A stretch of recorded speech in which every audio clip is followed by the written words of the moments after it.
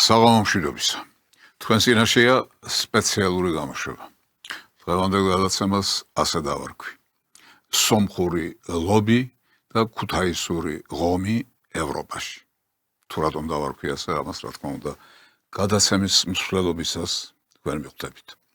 გადაცემას კი ერთი ეპიგრაფი წარუმძღვარი.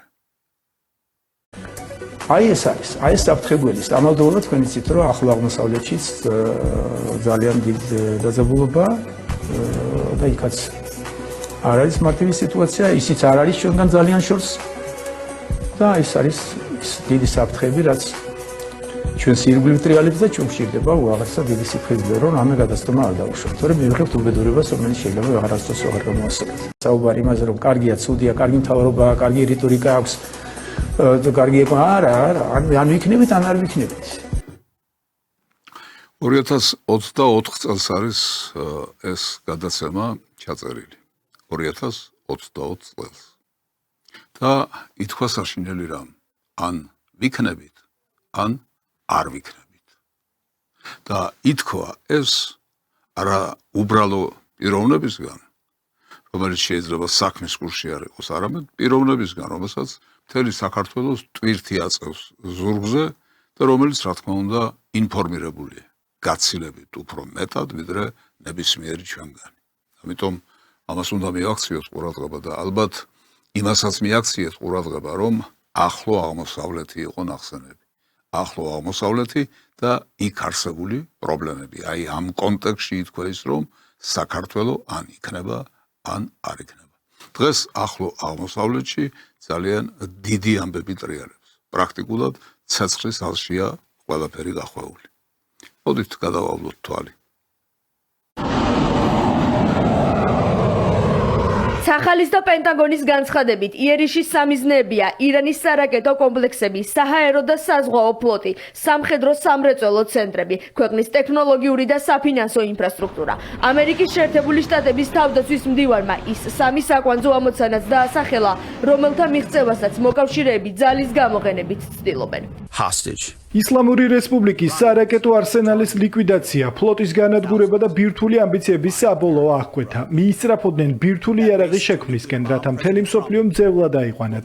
სასოწარკვეთილები არიან და ქაოტურად მოქმედებენ, რადგან ხედავენ თუ როგორ სისტემატურად ნადგურდება და ინგრევა მათი სამხედრო პოტენციალი. მოკავშირეების მიერ ირანზე დარტყმების მორიგი სერიის დაწყებამდე შეერთებული შტატების პრეზიდენტმა ჟურნალისტებთან საუბრისას განაცხადა, რომ ირანში ომი პრაქტიკულად დასრულებულია. კამპანიის ფარგლებში კი ქვეყნის სამხედრო შესაძლებლობების დიდი ნაწილი უკვე განადგურებული. მიუხედავად ამისა, ტრამპმა აღნიშნა, რომ ოპერაციის გადამწყვეტი ეტაპი ჯერ კიდევ წინ არის. ჩვენმა ბიორის ტიპის ბომბდამშენებმა ახლახან ათობით 2000 ფუტიანი ბომბი ჩაყარეს, რამაც ირანის მთელ ტერიტორიაზე სრულად გაანადგურა სარაკეტო გამშვები დანადგარები. მიწის სიღრმეებში განთავსებული ობიექტები. ვფიქრობ, საბოლოო შედეგს ძალიან მალე ვიხილავთ. დააკვირდით, ყველაფერი რაც მათ გააჩნდათ განადგურებულია. ხელმძღვანელობის ჩათვლით, ფაქტობრივად, მათი მართვის ორივე რგოლი გაქრა, რეალურად კი იმაზე მეტიც. ხელმძღვანელობის ორივე ეშელონი ლიკვიდირებულია. ომის დასრულების პირობებს თეირანი განსაზღვრავს და არა ვაშინგტონი. ეს ისლამური რესპუბლიკის ოფიციალური პოზიციაა. ქვეყნის საგარეო საქმეთა მინისტრი აბას არაღჩი შტატებთან სამშვიდობო მოლაპარაკებების შესაძლებლობას გამორიცხავს და აცხადებს, რომ მისი სახელმწიფო საპასუხო სარაკეტო დარტყმებს იმდენ ხანს გააგრძელებს, რამდენიც საჭირო იქნება. არ მგონია, რომ ამერიკელებთან საუბრის ან მოლაპარაკებების საკითხი კვლავ დადგეს დღის წესრიგში. მოგეხსენებათ, ჩვენ ამერიკელებთან მოლაპარაკებების ძალიან მწარე გამოცდილება გვაქვს. ეს ყველაფერი ისრაელისა და ამერიკის აგრესიის შედეგია. მათ მთელი რეგიონი გახადეს არასტაბილური და დაუცველი. შედეგები კი კატასტროფული არა მხოლოდ ჩვენთვის, არამედ მთელი რეგიონისთვის და ახლა უკვე საერთაშორისო თანამეგობრობისთვისაც. ცნობილია იერუსალიმის პოზიციაც. ბენიამინ ნეთანიაჰუმ პირობა დადო, რომ სახელმწიფო ისლამური რესპუბლიკის წინააღმდეგ იერიშებს არ შეწყვეტს. მთავრობის მეთაურის განმარტებით, ისრაელისთვის მიმდინარე სამხედრო კამპანიის მთავარი ამოცანა ირანში მოქმედი თეოკრატიული სისტემის დემონტაჟია. ჩვენი მიზანია ირანელ ხალხთან ერთად წერტილი დაუსვათ ტირანიას. საბოლოო ჯამში ეს თავად მათზეა დამოკიდებული. თუმცა ეჯგარეშია რომ აქამდე გადადგმული ნაბიჯები ჩვენ მტერს წელში ვტეხთ და უკან დახევას არ ვაპირებთ. თუ ირანელ ხალხთან ერთად წარმატებას მივაღწევთ, ეს იქნება ისტორიული გარდატეხა. თუ კი საერთოდ არსებობს მუდმივი ცვლილებები ერების ცხოვრებაში, ჩვენ უკვე მოვახდინეთ უდიდესი ცვლილება ისრაელის საერთაშორისო პოზიციონირების კუთხით. უკვე 10 დღეზე მეტია ვაშინგტონი და თელ-ავივი ისლამურ რესპუბლიკაზე მასირებული იერიშებს ახორციელებენ. საფასუხო თეირანი რაკეტებითა და დრონებით თავს ესხმის რეგიონში ამერიკის მოკავშირეებს და ბლოკავს ჰორმუზის სრუტეს. ენერგორესურსების ტრანზიტის შეფერხების გამო მსოფლიოში ნავთობზე ფასები რეკორდულად გაიზარდა. თქვენ ნახეთ, რომ ამერიკის შეერთებული შტატების პრეზიდენტმა ბატონმა ტრამპმა და ისრაელის ლიდერმა ბატონმა ნეტანიაჰუმ ამერიკის შეერთებული შტატები და ისრაელი გამარჯვებულად გამოაცხადეს. ხოლო ირანი დამარცხებულად. მაგრამ აქვე ისიც იხილეთ, რომ ირანს თავი ჯერ დამარცხებულად არ უცნია. მას არ უღიარებია, რომ ის დამარცხდა.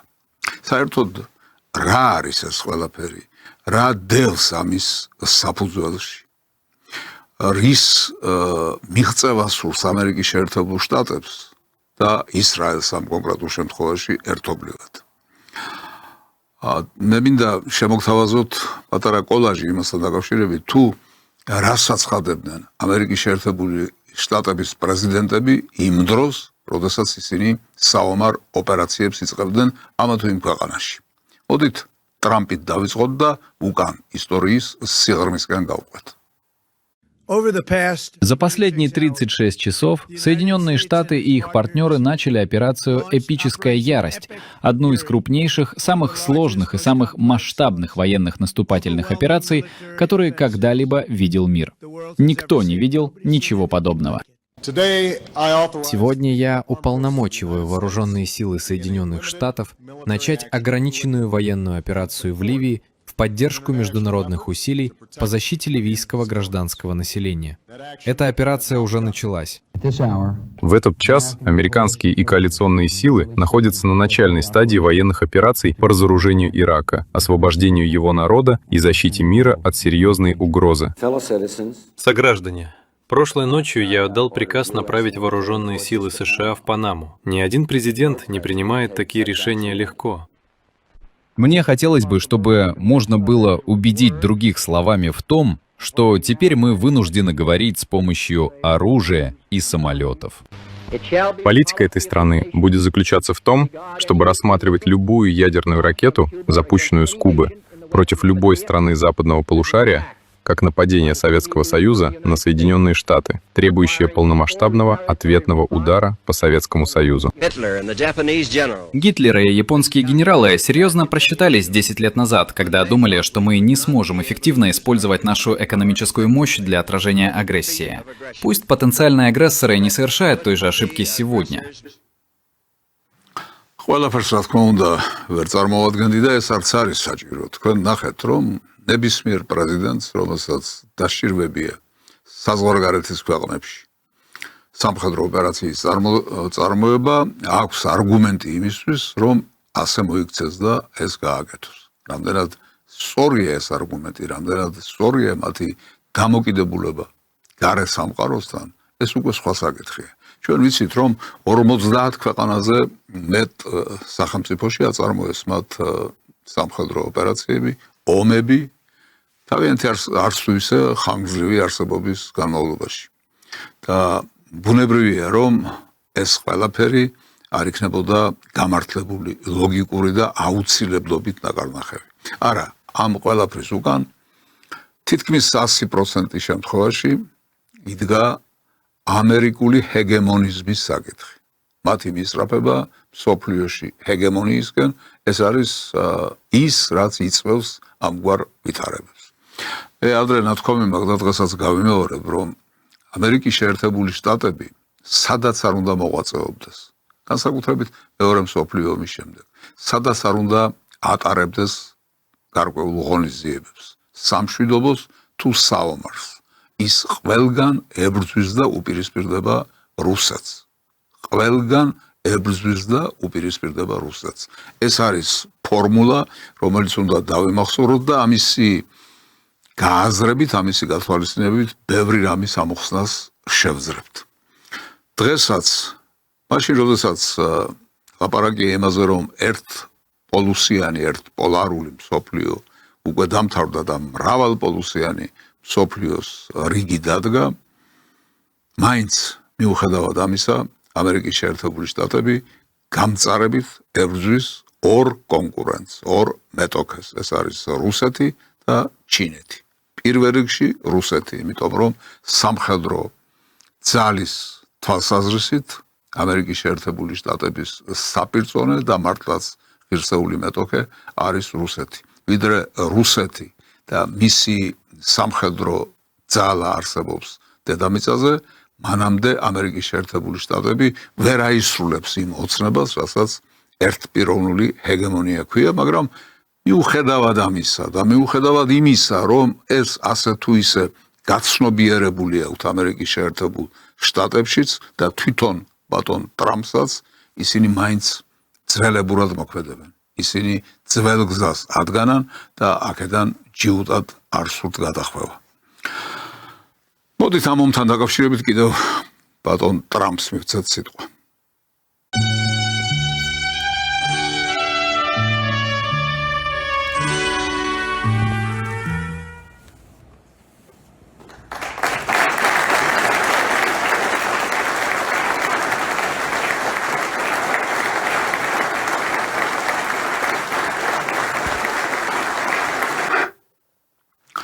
ნახეთ, რომ ამერიკის შეერთებული შტატების პრეზიდენტი აჯილდოებს ადამიანებს, სამხედროებს, რომლებიც მონაწილეობდნენ ამ ომში და ეს იმას ნიშნავს, რომ რა კი დაჯილდოებაზე მიდგა საქმე, ესე იგი ის თავს გამარჯვებულად თვლის.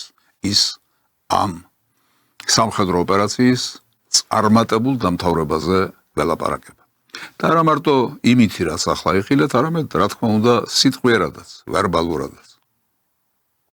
Мы уничтожаем все больше иранских ракет и дронов каждый час, сбиваем их так быстро, что никто не думал, что так можно. Как только они запускают ракету, мы сбиваем ее за 4 минуты. Они не успевают понять, что происходит.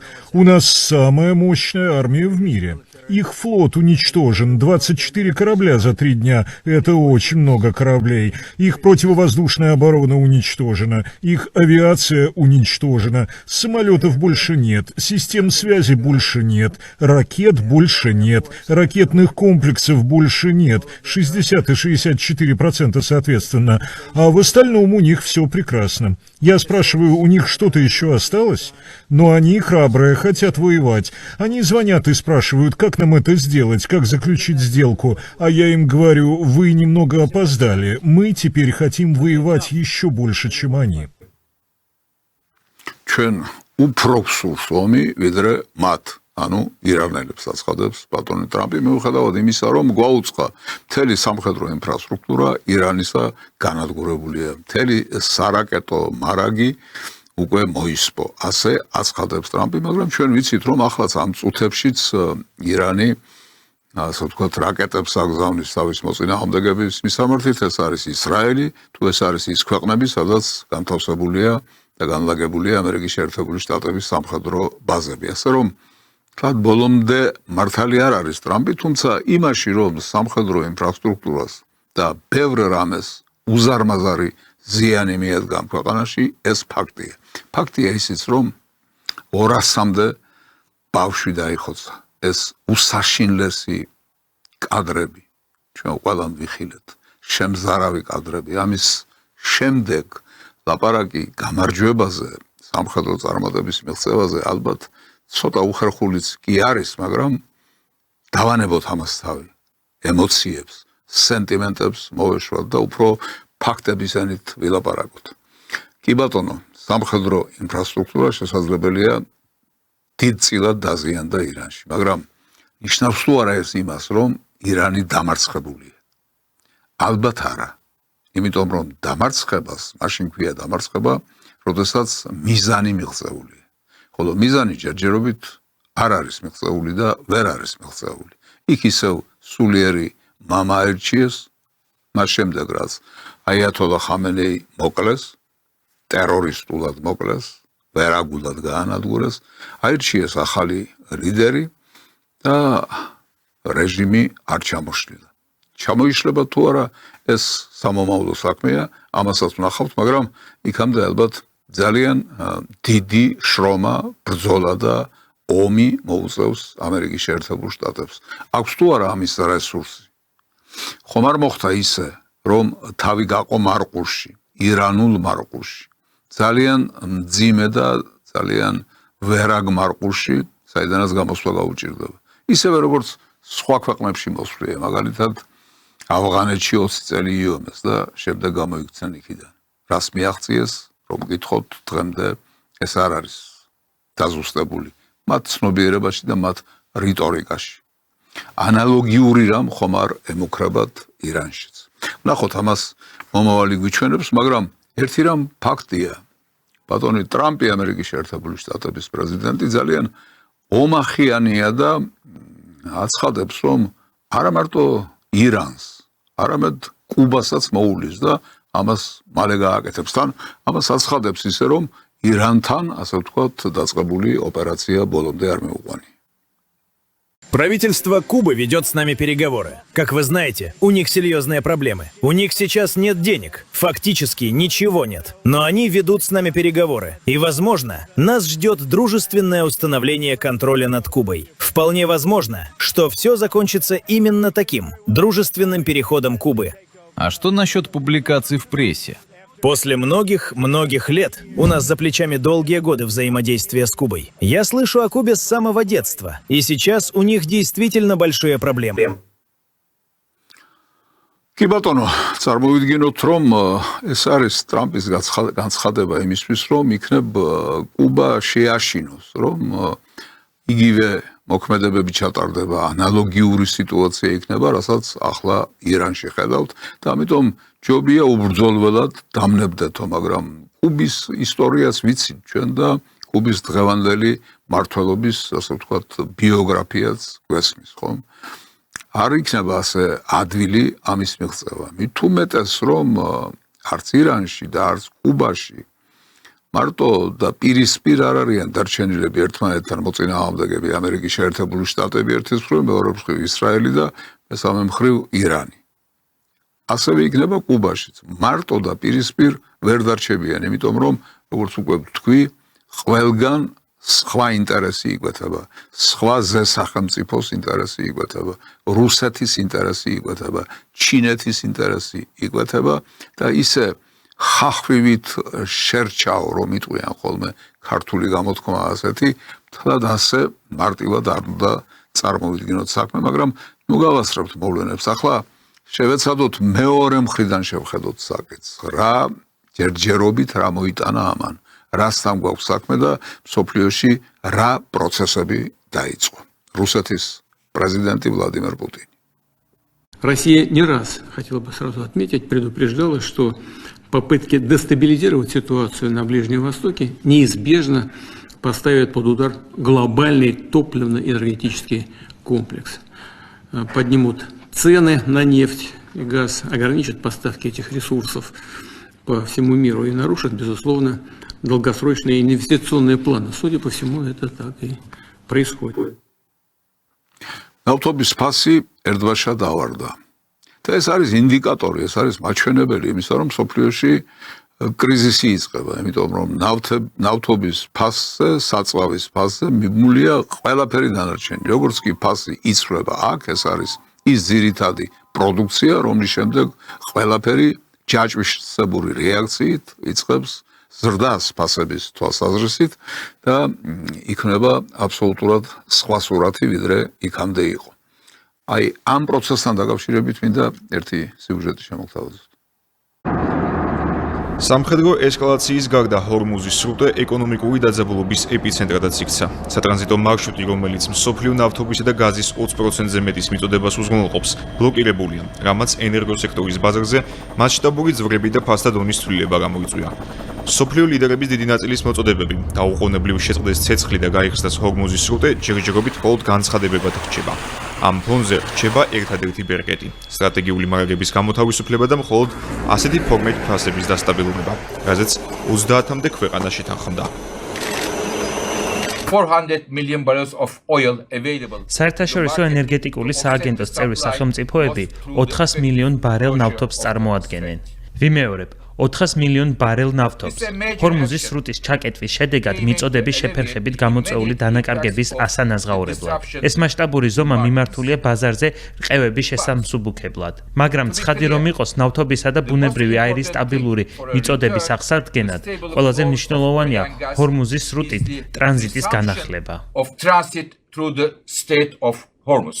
საერთაშორისო ენერგეტიკული სააგენტოს ეს ნაბიჯი არ არის პირველი. მსგავსად ორგანიზაციის წევრი ქვეყნები ბოლო 35 წელიწადში არაერთხელ მოიქცნენ სამხედრო კონფლიქტებისა თუ სტიქიური უბედურებების დროს. რეზერვების ამჟამინდელი გამოთავისუფლება თითქმის 183 მილიონი ბარელით მეტია, ვიდრე 2022 წლის პასუხი უკრაინაში მოსკოვის სრულმასშტაბიან აგრესიაზე.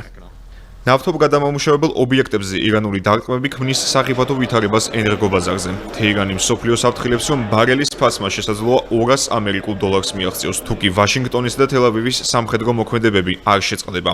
ბაზრის მსგავსი არასტაბილურობა სარფიანია მოსკოვისთვის, რომლის ძირითადი შემოსავალი ბუნებრივ აირსა და ნავთობზეა კონცენტრირებული. ეს კი თავის მხრივ უკრაინის წინააღმდეგ მისი აგრესიის მასშტაბებს გაზრდის და დამატებით პრობლემებს შეუქმნის ევროპულ კონტინენტს.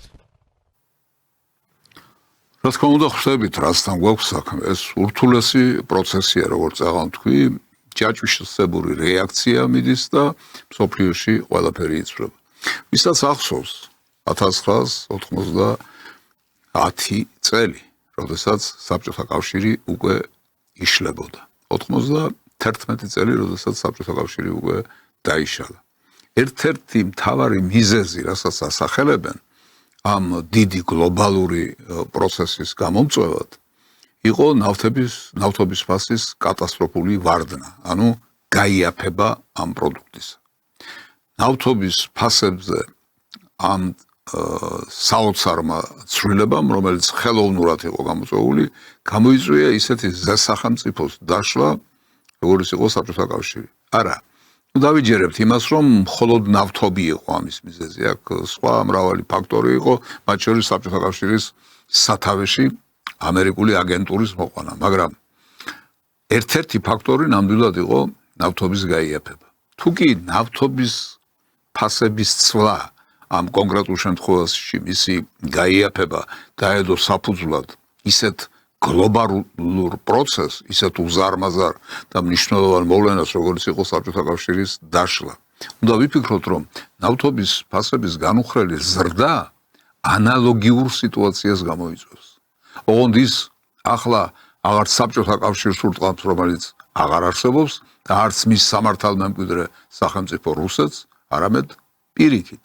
ეს ყველაფერი ურტყამს პირველ რიგში ამერიკის შეერთებულ შტატებს და მის ინტერესებს. ამიტომ პროცესი, ირანში მიმდინარე პროცესი თითქოს დასრულდა ისე, როგორც ტრამპს ჰქონდა ჩაფიქრებულიო, ცოტა ზედაპირული დაკვირვების შედეგია და არა ღრმა ანალიზისა იმ მოვლენებისა, რასთანაც გვაქვს საქმე.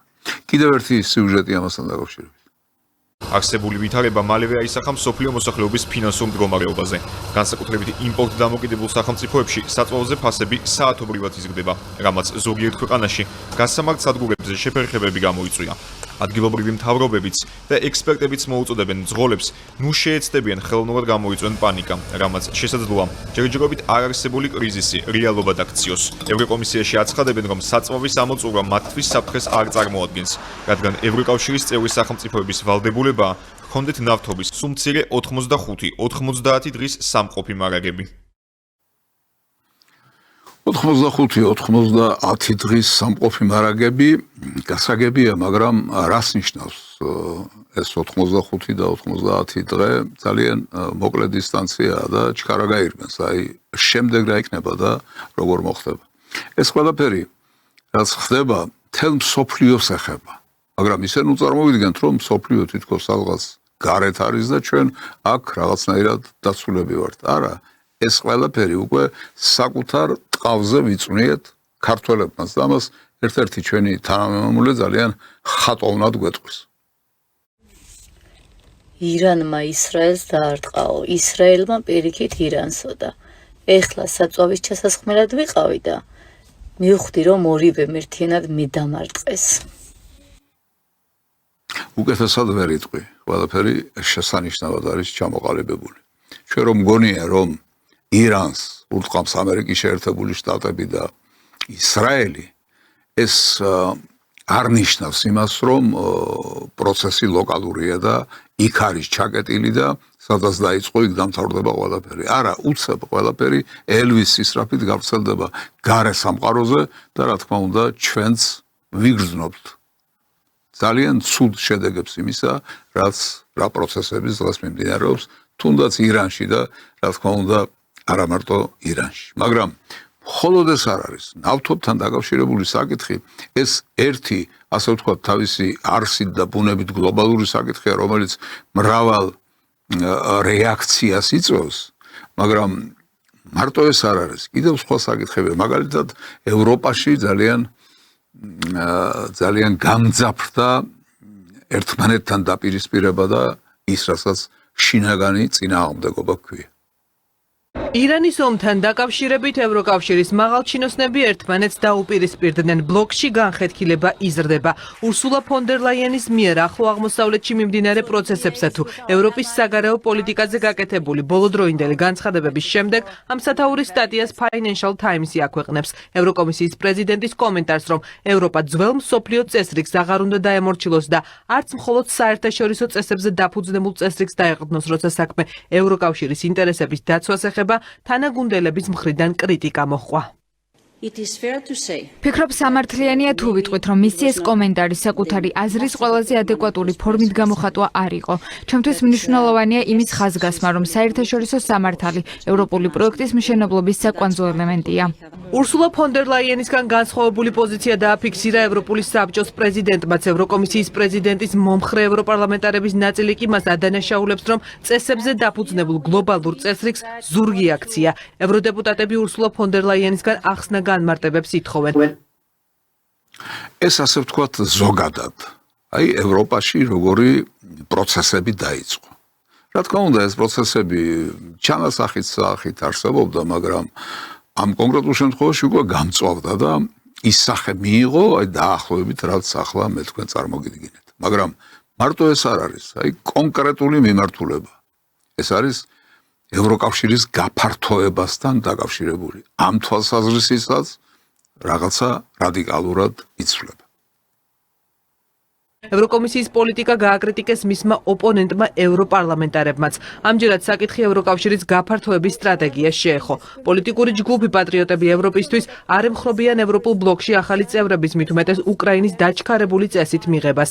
ითხოვენ გაწევრებისთვის საჭირო ყველა კრიტერიუმის დაკმაყოფილებას. უკრაინის პრეზიდენტს კი, როგორც პირადი განცხადებების, ასევე სამხედრო მობილიზაციის პრაქტიკის გამო მწვავედ აკრიტიკებენ. დანამდვილებით ვიცი, რომ უკრაინაში მცხოვრები ასობით ოჯახი შიშითელის თუ როდის წაიყვანენ მამაკაცებს უკანონოდ ფრონტის ხაზზე.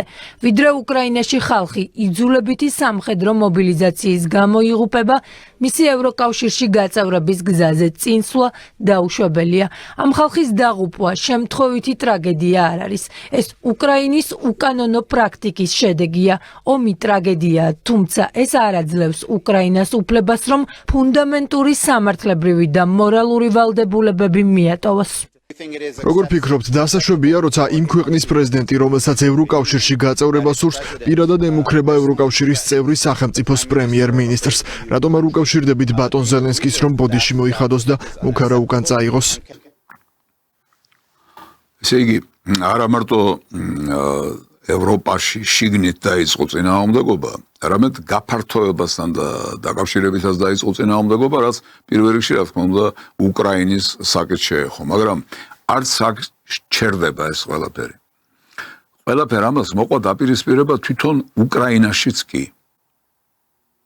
ვიდრე სტრასბურგში უკრაინის რეფორმების პროგრესს განიხილავდნენ, კიევში უკრაინის პრეზიდენტის ადმინისტრაციას ქალაქის მერმა ავტორიტარული უწოდა. გამოცემა Times-თან ინტერვიუში ვიტალი კლიჩკომ აღნიშნა, რომ ქალაქის საბჭო უსაფუძვლო გამოძიებისა და რეიდების სამიზნეა. კიევის მერი ზელენსკის ადმინისტრაციას დემოკრატიული ინსტიტუტებისა და პრინციპების დევნაში ადანაშაულებს. ვიტალი კლიჩკოს თქმით, თუ კი ადრე ფიქრობდა, რომ უკრაინაში ავტორიტარიზმის სუნი დგას, ახლა ფიქრობს, რომ უკრაინა ავტორიტარიზმით ყარს. ავტორიტარიზმით ყარს აცხადებს ამას კიევის მერი. არა სხვა ვინმე, უბრალო რიგითი პიროვნება, არამედ კიევის მერი აცხადებს, რომ ავტორიტარიზმით ყარს ყველაფერი უკრაინაში. სხვა რამით ყარს. მე ბოლომდე არ ვეთანხმები კლიჩკოს.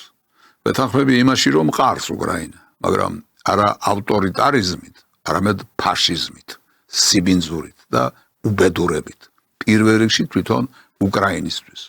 უკრაინის გაუაზრებელმა პოლიტიკამ ეს მოუტანა უკრაინულ სახელმწიფოს და უკრაინელ ხალხს.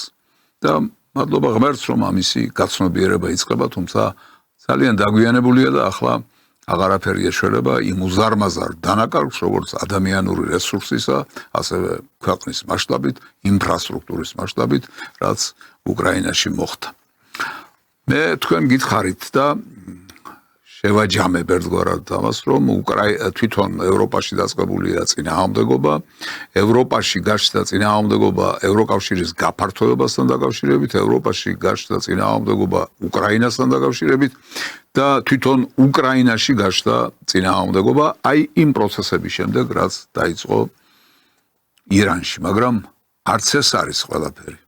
კიდევ სხვა საკითხები გვაქვს. მაგალითად, ამერიკის შეერთებულ შტატებსა და ევროპას შორის წინააღმდეგობა, რომელიც უკვე დაწყებული იყო, კიდევ უფრო მწვავე ხასიათს იძენს. და იქამდეც კი მიდის, რომ ამერიკის შეერთებულ შტატებსა და თვით დიდ ბრიტანეთს შორის, რომლებიც მუდმივად ერთნი არიან და ყველა იმ უბედურებას, რომლის შესახებაც მე ბევრჯერ მისაუბრია, ერთად თესავენ ამ პლანეტაზე, აი მათ შორისაც კი გარკვეული წინააღმდეგობა ჩნდება. გარდიანის ცნობით გაერთიანებულ სამეფოში ამერიკული ბანკთა შორისი კომუნიკაციის სისტემის ალტერნატივაზე მუშაობენ. ლონდონი არ გამორიცხავს SWIFT-ის გათიშვას და ამის გამო ვიზისა და MasterCard-ის ეროვნული ალტერნატივის შექმნას ჩქარობს. გამოცემის ცნობით ბრიტანული ბანკების ხელმძღვანელები საკითხს 19 თებერვალს განიხილავენ. აი ასეთი გახლავთ ეს რეალობა. მე ვთქვი და კიდევ მინდა გავიმეორო, რომ ჯაჭვისებური რეაქცია, რომელიც მოყვება ამგვარ პოლიტიკას, ამგვარ სამხედრო ოპერაციებს და ომებს სახეზია, უმალიჩინა ამან თავი, არ დააყოვნა და ჩვენ ვხედავთ, რომ ძალიან ბევრი რამ უკვე ყირაზე დგება. აი ახლა მინდა მეუბრუნდე იმ თემას, რომლის შესახებაც მე უკვე ვისაუბრე. მე ვთქვი, რომ ამერიკის შეერთებული შტატები სადაც უნდა მოქმედებდეს, ყველგან ებრძვის რუსეთს და რა თქმა უნდა ჩინეთსაც მეთქი. მე კი ვთქვი ეს ყველაფერი, მაგრამ მინდა გაჩვენოთ თქვენ ერთი ფრაგმენტი ვლადიმერ პუტინის ერთი გამოსვლიდან, სადაც ეს მან თითქმის სიტყვით დამიდასტურა. Соединенные Штаты, к сожалению, проводят политику двойного сдерживания, то есть попытка сдержать и Китай, и Россию. Ეხ, ზუსტად ასია.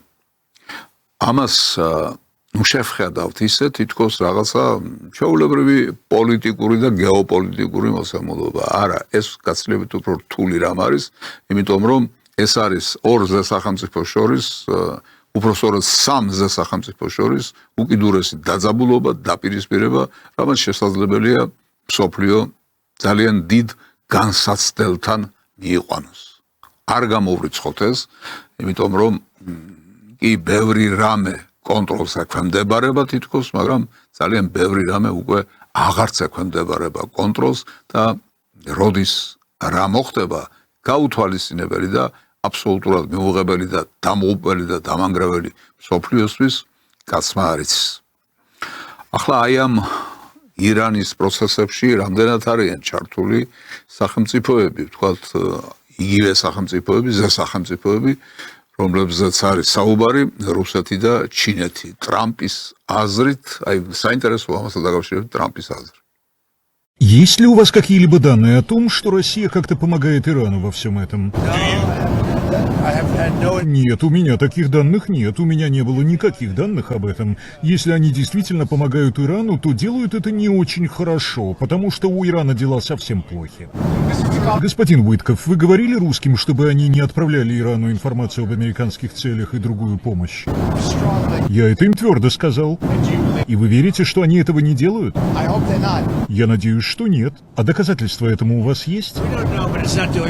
Мы не знаем, но дела у Ирана идут не очень хорошо. Если они это делают, то это мало помогает. Если вы посмотрите, что произошло с Ираном за последнюю неделю, то если они получают информацию от русских, это им мало помогает. А что бы это значило для вас, если они это реально делают? Ну, даже если это не особо помогает Ирану, это все равно втягивает Россию в конфликт. Они бы сказали, что мы делаем то же самое против них в Украине. Разве они бы не сказали? Разве они бы не сказали, что мы делаем то же самое против них? Я не знаю. Послушайте, они могут предоставлять любую информацию, какую захотят, но те, кому они ее отправляют, ничего с ней не могут сделать в военном плане. Россия тоже ничего бы не смогла сделать в такой ситуации. Ни одна страна бы не смогла. У нас самая мощная армия в мире.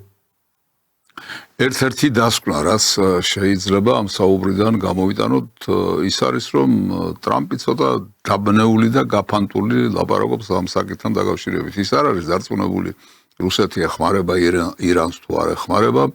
ბოლომდე ამის ხმა არ შეუძლია თქვა ის, რომ თუ ეხმარება, ძალიან ცუდად ეხმარება, იმიტომ რომ ამ დახმარების შედეგი არ ჩანსო ჩვენსაც მივაღწიეთო. მაგრამ ეს დახმარება ასე პირდაპირი და სარკისებური არ არის ხოლმე.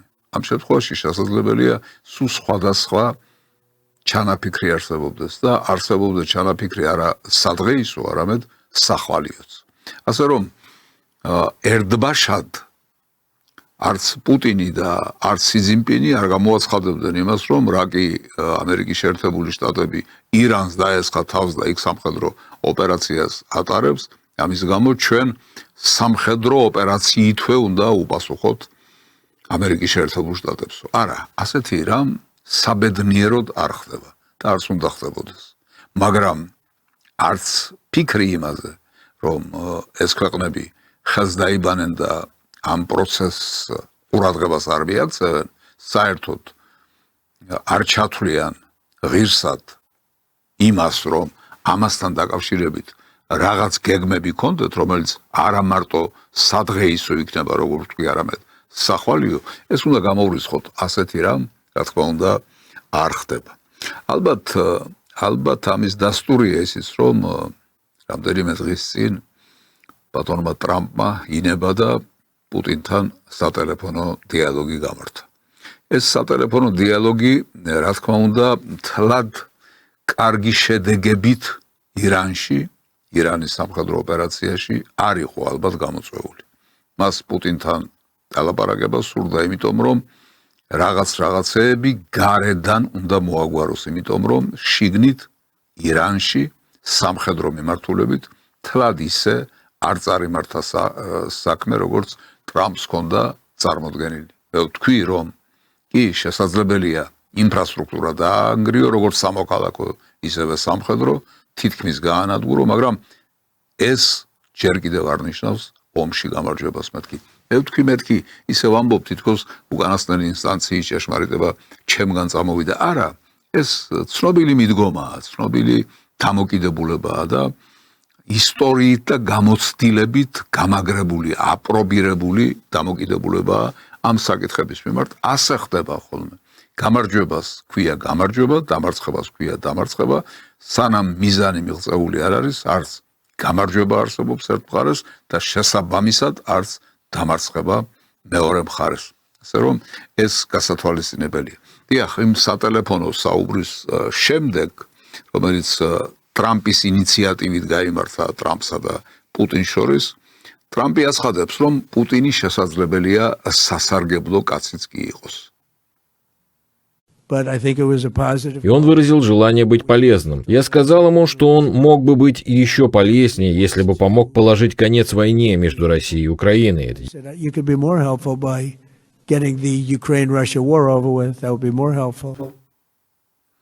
პუტინს კი უთქვამს, რომ რა შემიძლია დაგეხმარო და ასე შემდეგ, მაგრამ ტრამპის მხრიდან ტრამპის მხრიდან დაჯერება ამისა, რომ იმ საქმეში, იმ ოპერაციაში, იმ ომში, რომელიც მან ახლო აღმოსავლეთში დაიწყო, პუტინი სასარგებლო კაცი იქნება, ცოტა უცნაურია და ცოტა გულუბრყვილობაა, ჩემი ღრმა რწმენით.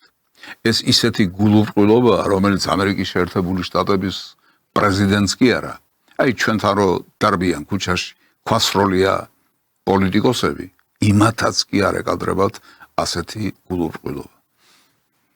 ვიფიქრე, ხომ არ ჩაეძინა ამ კაცს მეთქი.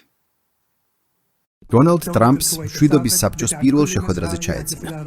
სანამ მონაწილეები გლობალურ სტაბილურობაზე მსჯელობდნენ, 78 წლის პრეზიდენტს როგორც ჩანს მცირე ხნით ჩაეძინა.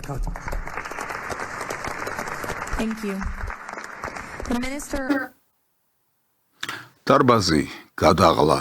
ეს ისეთი რამეა, რომ ტრამპის სასაგისკაც კი არა, სრულიად ახალგაზრდასაც შეიძლება ჩასვლინოს, მაგრამ ეს არაფერი. მთავარია, რომ პოლიტიკურად არ ჩაეძინოს. როგორც პრეზიდენტს არ ჩაეძინოს, თორემ რომელიღაც დარბაზში თვალის მოტყუება დასაშვები და მისაღებია. კიდევ ერთი არსებითი საკითხი, რაც შესაძლებელია ირანის პროცესებმა გამოიწვიოს. ეს საკითხი გამოთქვა ისეთმა მიმომხილველმა და ისეთმა ინფორმირებულმა კაცმა, როგორც არის ყველა თქვენგანისთვის კარგად ცნობილი იაკობ კედმი. С чисто военной точки зрения победить Иран невозможно. Огромнейшая территория, у американцев не хватит сил вообще там высадиться. Логистика сумасшедшая, невыполнимая для американцев. То есть нет никакой возможности вести войну против Ирана и выиграть ее. Но начало войны затяжной против Ирана приведет к тому, через полгода у Ирана будет ядерное оружие. ესე იგი ძალიან მნიშვნელოვანი რამე თქვა. უაღრესად მნიშვნელოვანი რამ.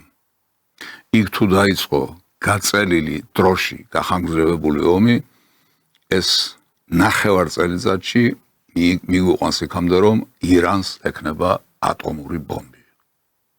ძალიან რთული რამ არის. ატომური იარაღის გავრცელებლობის შესახებ შეთანხმება მიღწეულია მსოფლიოში. თუმცა ვიცით ჩვენ, რომ მაინც გავრცელდა გარდა ოფიციალური ბირთვული დერჟავებისა, არსებობენ სახელმწიფოები, რომლებსაც ბირთვული შეიარაღება გააჩნიათ. მაგრამ ამ შემთხვევაში ირანის ხელში თუ აღმოჩნდება ბირთვული შეიარაღება, თანაც ძალიან ცოტა პატარა დრო დაასახელა ბატონმა კედმიმ, ეს იმას ნიშნავს, აი პირდაპირ იმას ნიშნავს, რომ მთელი ეს სამხედრო ოპერაცია, არა მარტო ეს, არამედ წინამორბედიც, რომელიც დაიწყო ტრამპმა, სწორედ ამ ატომურ ბირთვულ შეიარაღებასთან დაკავშირებით ირანში და ახლა რაც მიმდინარეობს ჩვენს თვალწინ, ეს ყველაფერი წყალში ჩაყრილი აღმოჩნდება უფრო მეტიც.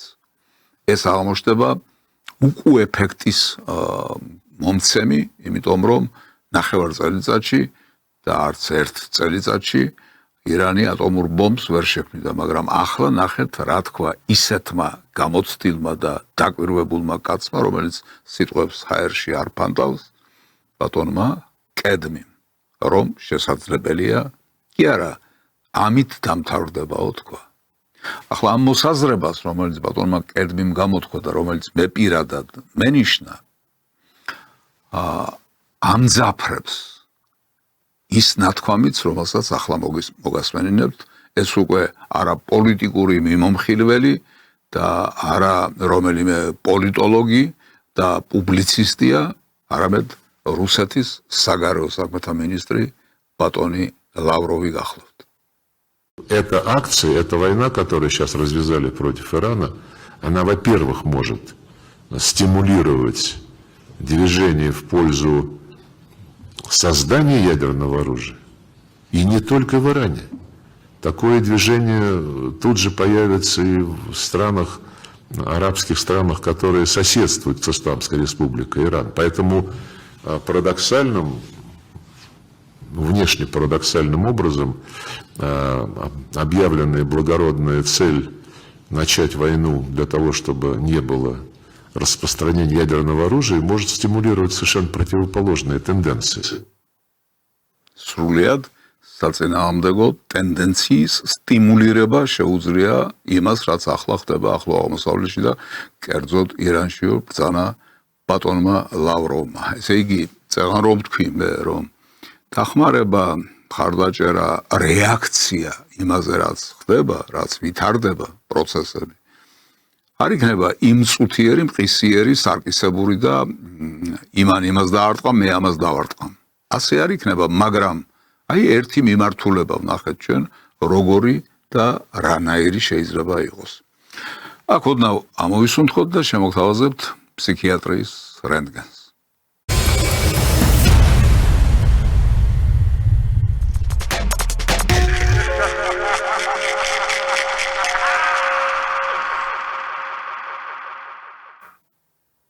ბატონო ზალ, თუ გვაქვს საშუალება, მოდით თამარ კვარაცხელიას სიუჟეტით დავიწყოთ. დიდო თამარ. გენიალურო. სარკაზმის პედოფალო. და ამ ნოვოსტის ჩაწერის შემდეგ დაინგრეს დიფსტეიტი. ეპშტეინის კუნძულის სტუმრები ამოლპნენ ციხეში და დამთავრდეს აკაცუკთა ბოგინი ამ ქვეყანაში. გაქრით აკაცუკნო. მოგესალმებათ, ნოვოსტი. მე კი მისი წამყვანი თამარა კვარაცხელია ვარ. როგორც ხედავთ, მე და მსოფლიოს ნომერ 1 ნაგიჟარი. სერიოზულ ქმედებებს შელოცვის რიტუალების გარეშე აღარ ვიწყებთ. ტრამპი შელოცვის შემდეგ ირანს ურტყამს. მე კი აკაცუკებს. ასე რომ დავიწყეთ. The strength that he needs to lead our great nation as we come back to one nation under God, indivisible with liberty and justice for all. We pray your heavenly blessing upon him. დღევანდელი გადაცემა არ იქნება მოზომილი, თავშეკავებული და ზრდილობიანი. დღევანდელ გადაცემაში წყევლა კრუა არ მოეკლდებათ სოფლიოს მტრებს. აქაურ და იქაურ აკაცუკებს. მიწევ კი დაგიკეტოს პირი შეუხსენებელო შენა. ისედაც შეშლილი მსოფლიო მას შემდეგ კიდევ უფრო შეშლილი გახდა, რაც შეშლილი ქვეყნის პირველ პირად ისევ შეშლილი ლიდერი აირჩიეს. დონალდ ტრამპმა მთელი ახლო აღმოსავლეთი ცეცხლის ალში გახვია. გამომდინარე იქიდან, რომ ჩვენს ირგვლივ უამრავ ქვეყანაში აფეთქებების ხმა ისმის, საქართველოში კი მადლობა ღმერთს მშვიდობან არ ჩუნდება. ამ ფაქტს საქართველოში ყველაზე ოდიოზური ფიგურები და გამოცდილი აგენტურა წყობიდან გამოხავს. დასავლეთის გამოცდილი აგენტები, დაბადებით ვირიშვილები და შუბლის ძარღვგაწყვეტილი უნამუსოები ვერ ეგუებიან, რომ საქართველოში ომი არა და არ დაიწყო. აი რას ამბობს დაბადებით, ოჯახით, მოდგმით დასავლეთის აგენტი თინა ხინტაშელი. საქართველოში პრაქტიკულად არალეგალურად ფუნქციონირებს ეს უნივერსიტეტი ბჭყალებში, იმიტომ რომ ის უნივერსიტეტი არ არის, მას არც აკრედიტაცია აქვს და არც არაფერი. მისი რექტორი იყო თავის დროზე ირანში, ის კაცი, რომელიც ალი ხამეინის მემკვიდრედ გამოცხადდა. ეს ჩვეულებრივი ტერორისტების სკოლა. შეგახსენებთ, რომ ეს ქალი იმ კაცის სწოლია, რომელმაც ღიად თქვა: მე ჩემს შვილებს სამშობლოს სიყვარულს, მისთვის თავგანწირვას და თავდადებას არ ვასწავლიო. ჩვენ შვილებს არ ვეუბნებით, რომ თქვენ ჩემო შვილო, დავტოვე სახში ახლა, რომ შენ დაიბადე და გაგაჩინეთ იმისთვის, რომ სამშობლოს გმირულად უნდა შეეწირო. მე ამას არ ვეუბნები შვილებს. მე ვეუბნები, რომ შვილო თქვენ დაიბადეთ და შეიქმენით და გაწვდით ამ ქვეყანაზე, რომ იყო თავისუფალი და ბედნიერნი. ეს მითხალ ხო?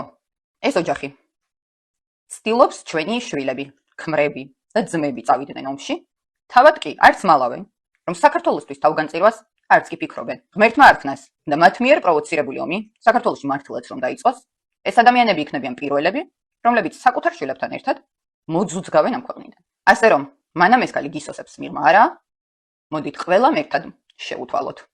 მიწევ კი დაგიკეტოს პირი შეუხსენებელო შენა. საქართველოს მომდევნო მტერი ნინო ლომჯარია. საქართველოს დაუძინებელ მტერ გერმანიის ელჩთან იყო შეხვედრაზე. საქართველოს მოძულეები კონსპირაციულ შეხვედრაზე ერთად განიხილავდნენ, როგორ მიეყენებინათ ჩვენი ქვეყნისთვის მორიგი მძიმე დარტყმა. როგორც კი ეს ქალბატონი ჟურნალისტებმა გაფაქტეს, როგორც ნამდვილ აგენტ შეშვენის უკანა კარიდან გაიწურწა. ეს კადრები ნოვოსტიმ ექსკლუზიურად მოიპოვა.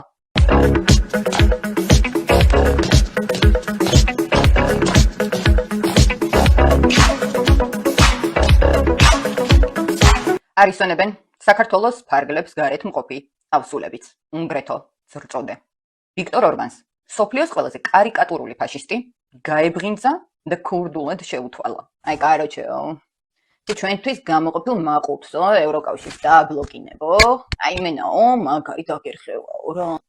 ჩემებიო ლიჩნა დაგირეკავენო რა და იმენაო პროსტაო სახის გაგაძრობენო რა. განვიხილეთ საკითხი და ვიმედოვდებთ, რომ ევროკავშირში ერთი კონკრეტული პირი არ დაბლოკავს 90 მილიარდს, ანუ პირველ ტრანშს 90 მილიარდის ოდენობით და რომ უკრაინელი მებრძოლები შეიარაღებას მიიღებენ. წინააღმდეგ შემთხვევაში ამ პირის მისამართს ჩვენ შეიარაღებულ ძალებს, ჩვენს ბიჭებს მივცემთ და ისინი მას დაურეკავენ და საკუთარ ენაზე დაელაპარაკებიან. პუტინო, შენ მოგეცა ჩვენი და მთელი მსოფლიოს სოდვა. ეს მუდაკი. ტრამპ თაუერებზე შემდგარი კაცი ჩერგოლეიშვილი. მოსკოვის ცენტრში ერთი ადგილით თუ არ დაკიდო, შემდეგ მასთან სელფი არ გადაიღო და ნოვოსტის ექსკლუზიურად არ ჩაუგდო. და ბოლოს, მანამ სანამ 300 მილიონიანი ამერიკის პრეზიდენტმა მილიარდ ნახევრიან ბირთვულ ინდოეთს რუსული ნავთობის ყიდვის ნება დართო, პარალელურად მეც გრთავთ ნებას. შემოხვიდეთ კომენტარებში. და არ დაინდოთ. არც ერთი აკაცუკი, ნააკაცუკარი და გამოაკაცუკებული მავნებელი და ქვეყნის მტერი და ქართული მამაპაპური. ჯიგრული მოკითხვით მოიკითხოთ მათი წინაპრები, ჯიში და ჯილაგი. მე კი პოპკორნით ხელში წავიკითხავ ყველა კომენტარს და დიდი სიყვარულით დაგიგულავთ. ნოვოსტი მომავალ შეხვედრამდე გემშვიდობებად. ნახვამდის. მადლობა თამარ. შესანიშნავი. მართლაც შესანიშნავი, არ ვიცი რომელ სიუჟეტს გამოვეხმაურო, ბევრ რამეზე გქონდა მცირე მოცულობის ნამუშევარში ლაპარაკი. მე მაინც მგონია, რომ ყველაზე მნიშვნელოვანი აქ აინც ხიდაშელის ეპიზოდი იყო. ერთის მხრივ მან საშინელი რამ გააკეთა, როდესაც პირდაპირ თქვა, რომ აქ საქართველოში თურმე ტერორისტებს ამზადებენ და ამითი თავისი სამშობლო თუ კი შეიძლება ეს მის სამშობლო ჩაითვალოს დარტყმის ობიექტად, სამიზნედ აქცია. რა უნდა იყოს ამაზე საშინელი, მაგრამ წმინდა ადამიანური თვალსაზრისით მან უფრო საშინელი რამ მეორე დღეს გააკეთა, როდესაც აბსოლუტურად გადათქვა ეს ყველაფერი და განაცხადა, რომ მე არაფერი ამ მსგავსი არ მithქვამს. მე არსად არ მithქვამს, რომ საქართველოში ამზადებენ ტერორისტებს. გესმით, რას ნიშნავს ადამიანური უტიფრობა, ადამიანის უსინდისობა და ადამიანის უპასუხისმგებლობა. ადამიანის მიერ მთელი საზოგადოების ბოდიში მომიხდია ამ გამოთქმისთვის ფეხებზე დაკიდება. აი ეს არის კონკრეტული მაგალითი. ასე შეუძლია განაცხადოს ერთ დღეს და მერე აბსოლუტურად გადათქვას მეორე დღეს. მარტო ხიდაშელი რომ იყოს ამ ჯიშის, ამ ჯურის, ამ მოდგმის, ამ ბუნების, ამ ხასიათის რა გვიჭირდა, მაგრამ სხვების ყვანან. ყველას ვერ ჩამოვთვლით, რა თქმა უნდა, მაგრამ აი ერთი მათგანი კიდევ. ტერორისტული უნივერსიტეტია რა, ტერორისტების უნივერსიტეტი გოგინებს და მუშაობს აი მთელი ძალით საქართველოში და სწორედ ისინი ახდენენ ამ ადამიანების ვერბოვკას, ესე რომ ვთქვათ რა, ისინი იწოვენ მათ, ისინი ასწავლიან ამ საქმიანობას და ისინი აგზავნიან კონკრეტულ დანაშაულის ჩასადენად მსოფლიოს მასშტაბით სხვადასხვა ადგილებში. აი ასეთი ბუნების ადამიანები არიან ესენი. ახლა ვნახოთ როგორი იყო ამ ტიპის მიერ გადათქმა იმისა, რაც თქვა. ჩემი განცხადება ეფუძნებოდა ღია წყაროებიდან მოპოვებულ ინფორმაციას, შესაბამისად არაფერი დასასაბუთებელი მე არ მაქვს. ფაქტია, უკვე მეოთხე შემთხვევა იყო წლის განმავლობაში და ხმეტი რა დასაბუთება უნდა ლოგიკურ მსჯელობაზე და უკვე მომხდარი ფაქტების გაანალიზების შედეგად გონივრულ ეჭვზე კანონი ჯერ არაა უკვე. ბიჭო, არ ამზადა შენ. კანონი თუ არა აქვს და ვერ დაგჟირს, თქვათ კანონი კი, მრავალი კანონი მოგესადაგება, ნუ გაქვს მაგის იმედი, მაგრამ თქვათ კანონი არ მოგესადაგება. სინდისი ხომ არსებობს, ადამიანურობა ხომ არსებობს, მორალი ხომ არსებობს, ზნეობა, რაღაცა ხომ არსებობს, რომელთანაც ახლოსაც არ ჩაგივლია არასოდეს და აი მაგ მორალით ცხოვრობ, რა მორალითაც ახლა წარმოსდექი საქართველოს წინაშე. და აგვირდით ქალბატონმა ხიდაშელმა აი წმინდა ქალურად თუ შეიძლება ასე ითქვას, გადათქვა, რომ კი თქვა, მაგრამ არ მithქვამსო. ამან ესო ლოგიკური მსჯელობა იყო ჩემიო და ამისი დამსჯელი ამას რომ შეესაბამება ის კანონი ჯერ არ არსებობს. რას ნიშნავს ლოგიკური მსჯელობა? როდესაც აცხადებ რომ საქართველოში ამზადებენ ტერორისტებს, ეს ლოგიკური აზროვნებით მიღებული რამე დასკვნა კი არ არის. ეს არის ფაქტი. შენ პირდაპირ სამიზნე მიეცი იმას, ვისაც შეუძლია ამის გამო საქართველოს უსასტიკესად დასაჯოს. უსასტიკესად სამხედრო თვალსაზრისით. აი ეს გააკეთეთ თქვენ, არ ამზადებო თქვენ, იმიტომ რომ სინდისისგან და ნამუსისგან ხართ თავიდან ბოლომდე გარეცხილები. ისევე როგორც თქვენი შეფი, თქვენი ლიდერი, ვის გარშემოც ხართ შეკრებილი და ვისგანაც ისწავლეთ, არა მარტო მისგან არ გისწავლიათ, ასეთები დაიბადეთ, ასეთები გაჩნდით, მაგრამ იმან კიდევ დაგმოძღვრათ და ასე ვთქვათ, გაგიორკეცათ, თუ გაგისამკეცათ ის უბედურება, რაც თქვენს ბუნებასა და ხასიათში დევს. ეს არის სააკაშვილი. მიხეილ სააკაშვილი საქართველოში ირანის მსგავს მოვლენებს ნატრობს. იგივე განცხადებები იყო რუსეთ-უკრაინის ომის დაწყების დღიდან. ოპოზიციას რომ საკუთარ სამშობლოში მხოლოდ ომი და ქაოსი სურს, კიდევ ერთხელ დადასტურდა. მმართველი გუნდის შეფასებით მიხეილ სააკაშვილს ქართულ ხალხზე შურისძიება უნდა. დიქტატორი მოკლეს, ირანი თავისუფალია, ხალხი ზეიმობს. ღმერთო ეს ხმატკვიდი გამაგონეთ ჩემს მამულში. ამ კაცმა არც ერთი ლექსის, არც ერთი სტრიქონი არ იცის ზეპირად. ეს მრავალჯერ გვინახავს ჩვენ მისი პრობლემა და უბედურება ამ თვალსაზრისით, მაგრამ ამ შემთხვევაში ლექსი სწორად იყო, ნათქვამი, იმიტომ რომ დაწერილი იყო, შესაძლებელია სხვამ დაუწერა ეს ყველაფერი, მაგრამ დავანებოთ ამას თავი, რა დროს იმაზე საუბარია, სააკაშვილმა არამდენად იცის ქართული ლექსები. აქ ლაპარაკია იმასთან დაკავშირებით, რომ კაცი საქართველოს ყოფილი პრეზიდენტი, ჩვენ და სამარცხვინოდ, ქართველი ხალხის სამარცხვინოდ გვაქვს ასეთი ისტორია ქართველ ხალხს, რომ აი ეს არ ამზადა პრეზიდენტად გვეჭდა. დიახ, საქართველოს ყოფილი პრეზიდენტი ნატრობს, ლოცულობს, რომ ის რაც ირანში ხდება, საქართველოში გაიგონოს ეს სანატრელი ხმები. ეს არის ბომბების ხმები.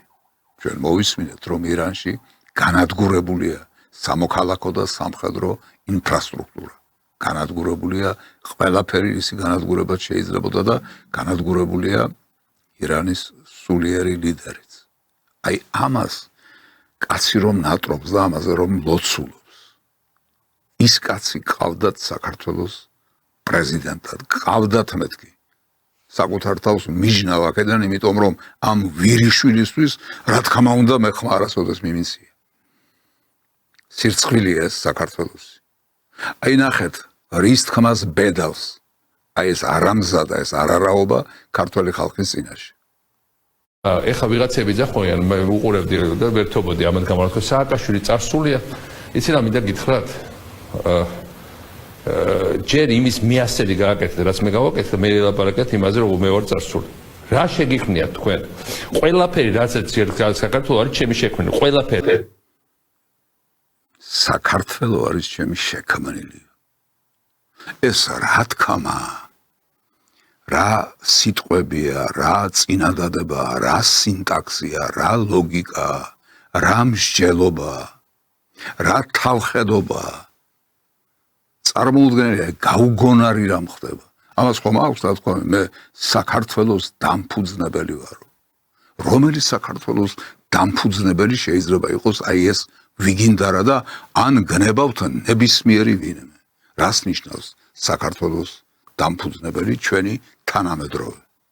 წარმოგიდგენიათ რა წარმოდგენები და რა დამოკიდებულებები და რა შეხედულებები აქვს ამ კაცს საქართველოსა და ქართველებზე, საქართველოს ისტორიაზე.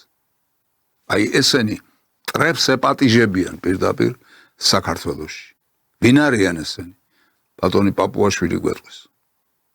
ჩვენ ყავს შიგნით მეხუთე კოლონა, რომელიც ცდილობს, როგორც ერეკლეს დროს მივიდნენ და მეზარბაზნეები არ ყავსო, აი ამ მორალის ხალხი ყავს ჩვენ შიგნით, გარედან დაფინანსებული და ამიტომაც აფინანსებდნენ, რომ ბოლოს, ოდესაც საქმეზე მიდგება, მონიშნონ სამიზნეები, როგორც უნიშნავდნენ დიდი ხანი უკვე იმედს, პოზიტივის, ყველას მიადგებიან საზოგადოებრივ მაუწყებელზე. საინფორმაციო თავდასხმა იქნება, ეს იქნება, სხვანაირი თავდასხმა იქნება, გამოვლენ და პირდაპირ თითს დაადებენ, ვის უნდა მოხდეს რაკეტა თავში. კი, ზუსტად ასეთები არიან ესენი. აბსოლუტურად სწორი დახასიათება. ამათი დანდობა როგორ შეიძლება? როგორ შეიძლება საქართველოს ვერ მოახორქოს, რომ აი ეს ხორცმეტი, აი ეს რაღაცა სიმსივნე და უბედურება ქართულ სხეულზე არ მოიკვეთოს და არ მოიცილოს. მართლაც სირცხვილია, სანამდე შეიძლება ამათ უყურებდეს და ამათ უსმენდეს საქართველოს, ხომ კატასტროფაა. სამარცხვინო არ გვეკადრება უბრალოდ. თავზევით ძალა არის რომ იტყვიან. აი რა ერუდიციის, რა განათლების, რა ბაგაჟის მქონეა ეს ხალხი. მაქსიმალურად სკოლებში ნოუთბუქებს ურიგებდით პირველ კლასელებს, ხო, რომ საქართველოსთან გაუსვლელთაც კი შეძლებოდათ მაგალითად ნიუ-იორკის საფონდო ბირჟაზე ევაჭრათ, ან საკონსულტაციო რაღაც საქმიანობით დაკავებულიყვნენ, ან იგივე იმ ტექნოლოგიური უნივერსიტეტში კომპიუტერული ტექნიკა ცოდნოდათ. გესმით რას ლუღლუღებს ეს საცოდავი, ეს უბედურ დღეზე გაჩენილი არარაობა. ესე იგი, იმიტომ შეგვქონდა პირველ კლასებში რაღაც კომპიუტერებიო, რომ მათო ნიუ-იორკის საფონდო და სავაჭრო ბირჟებზეო ოპერაციები ჩატარება შეეძლოთ. გესმით რას გვეუბნებიან და ვისთან გვაქვს საქმე? ან რომელიმე ქართველი ჩასწვდება იმ ნათქვამის შინაარს, რასაც ახლა თქვენ მოისმენთ ამათგან. აი ხომ შეიძლება რომ ასე მთელი გული დადო. აი სრულად, აი როგორც თქვენთან რომ შემოვა ადამიანი, რამდენიმე არაჩვეულებრივი ძაღლია ეზოში. ის არ უყურებს თქვენ რა გაცვიათ. აიგეთ რა გითხრა? ჩაწვდით აი ამ აზროვნების მიმართულებას, აი იმას, რისი ჩამოყალიბება სურდა. ვერ ჩამოყალიბება ერთია, მაგრამ იმას მაინც ხომ უნდა მიხვდეს ადამიანი, მსმენელი, მაყურებელი, რისი თქმა სურდა. მიხვდით რამეს? აი ესენი არიან, ესენი და ვისთან აქვთ ამათ კავშირი? იქ დასავლეთში, ევროპაში. თავისნაირ უტიფრებთან, თავისნაირ უვიცებთან და თავისნაირ უსირწყვილო ადამიანებთან. აი ერთ-ერთ მათგანს ახლა თქვენ ნახავთ ვიღაცა მარგარეტი თუ ოხერია ვიღაცა. მაგალითად, ელენე ხოშტარია ყოველთვიურად იღებს თანხას მილიონობით რუბლს რუსეთის ფედერაციიდან. რა არის თქვენი პასუხი ამაზე? ეს პირველად მესმის თქვენგან. თავს რატო იდებილებს? იდებილებს ხო თავს, იმიტომ რომ ყველაფერი იციან აქაური და ის ვერ გაიგეს, რომ ამ ხოშტარიების ოჯახს ფუთობით და ტონობით მოაქვს და მოაქვს ფული რუსეთიდან. იმ რუსეთს რა უთხარი, მე ხოშტარიებს რომ ფულს აძლევს, მაგრამ ვიღაცა არის იქაც ამათნაირი დებილი და ამათნაირი უარგისი და არასწორად გამდიდრებული კაცი, რომელიც კაცია თუ ვინ არის, რა ვიცი, რაღაც სტრუქტურაა თუ ორგანიზაცია, ვინც ამათ ფულს ურიცხავს, მაგრამ იმას, აი იმ ევროპას, ეს არ გაუგია თურმე. მისთვის აი ეს ხოშტარია არის ქართველი მოღვაწე, ქართველი პოლიტიკოსი და ქართველი პოლიტპატიმარი, თურმე, რომელიც უდანაშაულოდ პოლიტიკური საქმიანობისთვის დააპატიმრეს.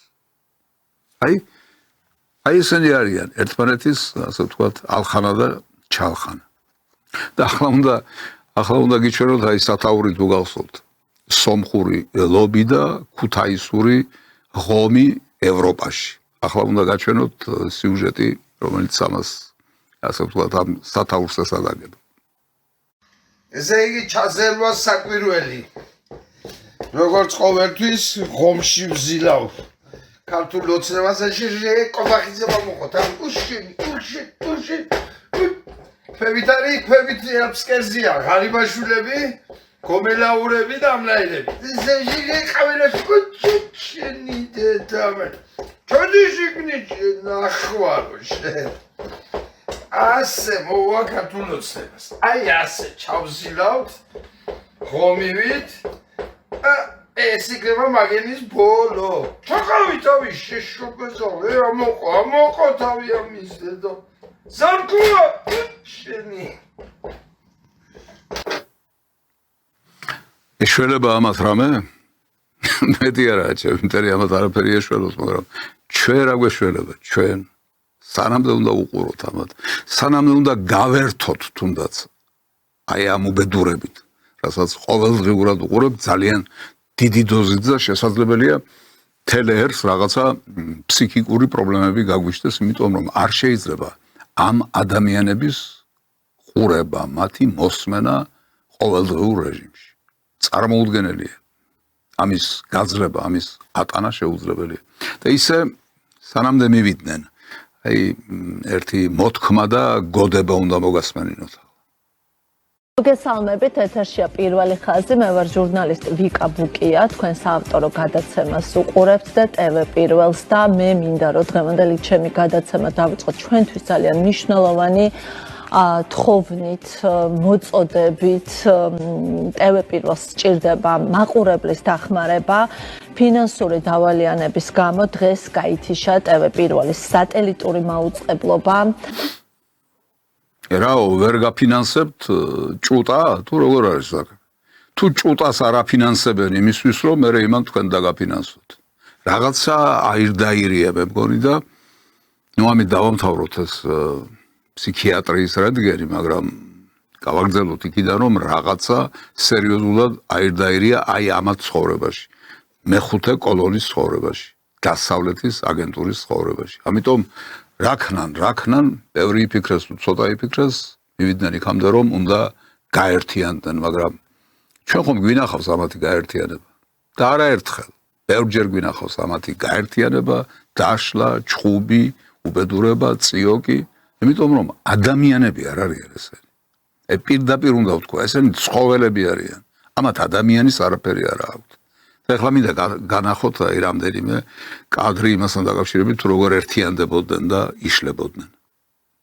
საქართველოში ოპოზიცია ისევ ერთიანდება, როგორც ვარდების რევოლუციის დროს. 10 ოპოზიციური პოლიტიკური პარტია 2018 წლის საპრეზიდენტო არჩევნებისთვის ერთიანდება. ახალი ოპოზიციური ერთობა მოქალაქეებს ხვდება. სტრატეგია აღმაშენებელი დროა და გირჩი. ოპოზიცია კი ახალ ფრაქციას ქმნის. სტრატეგია აღმაშენებლის 3 დეპუტატთან ერთად ერთიანდება ხათუნა სამნიძე, ტარიელ ნაკაიძე და ზურაბ ჯაფარიძე. ოპოზიციის ალიანსმა დღეს პირველი სამუშაო შეხვედრა გამართა 9 პოლიტიკური პარტიის წარმომადგენლებმა გეგმებზე იმსჯელეს. ერთიანობიდან დაპირისპირების რეჟიმში გადასული ოპოზიცია ბოლო პერიოდში ისევ ერთიანობის აუცილებლობაზე ალაპარაკდა. აი რამდენი ხანი აი ჩუმად ვარ და ვიტყვით რა. შეიძლება ესე ერთხელ, ორჯერ, სამჯერ, ოთხჯერ, ხუთჯერ, ექვსჯერ, შვიდჯერ, 8ჯერ. მართლაც სასაცილოა და სამარცხვინოა ეს ყველაფერი. აი ეს უბედურება, რაც ამათ თავს ხდება. მაგრამ მადლობა ღორს მარტო ეს არ ხდება, არსებობს კიდევ სხვა მხარე, რომელიც გაცილებით უფრო სერიოზულია ვიდრე ეს ნაგავი. და ახლა ნახოთ რა ხდება, რა პროცესებია ის, რასთან გვაქვს საქმე. მე მგონია რომ ერთ-ერთი მნიშვნელოვანი ინფორმაცია არის ის, რომელსაც ახლა მოგაზრდით. პრემიერ-მინისტრმა ირაკლი კობახიძემ მოჩტაბა ხამენეის ირანის ისლამური რესპუბლიკის უმაღლეს ლიდერად არჩევასთან დაკავშირებით ოფიციალური მილოცვა გაუგზავნა. მილოცვაში ნათქვამია, რომ საქართველოს დიდ მნიშვნელობას ანიჭებს ორ ქვეყანას და ხალხს შორის ურთიერთპატივისცემაზე დაფუძნებულ პარტნიორულ ურთიერთობებს. რაღაცაზე მიგვანიშნებს ხომ ეს ფაქტი.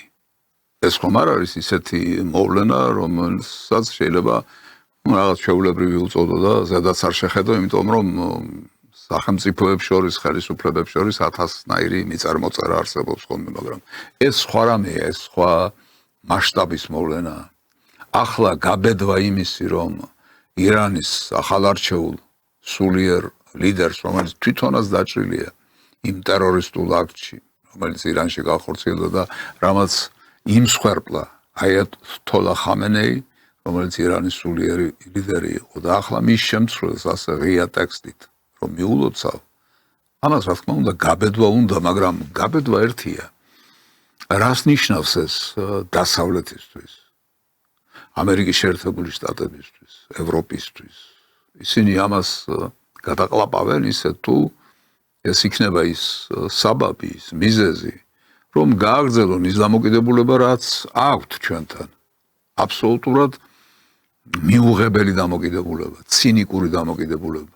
ევროპელები გლანძღავენ, თათხავენ, ყოველდღიურად გვებრძვიან, პირდაპირ ომი აქვს გამოცხადებული. საინფორმაციო და არა მარტო საინფორმაციო, არამედ პოლიტიკური, ეკონომიკური და ასე შემდეგ.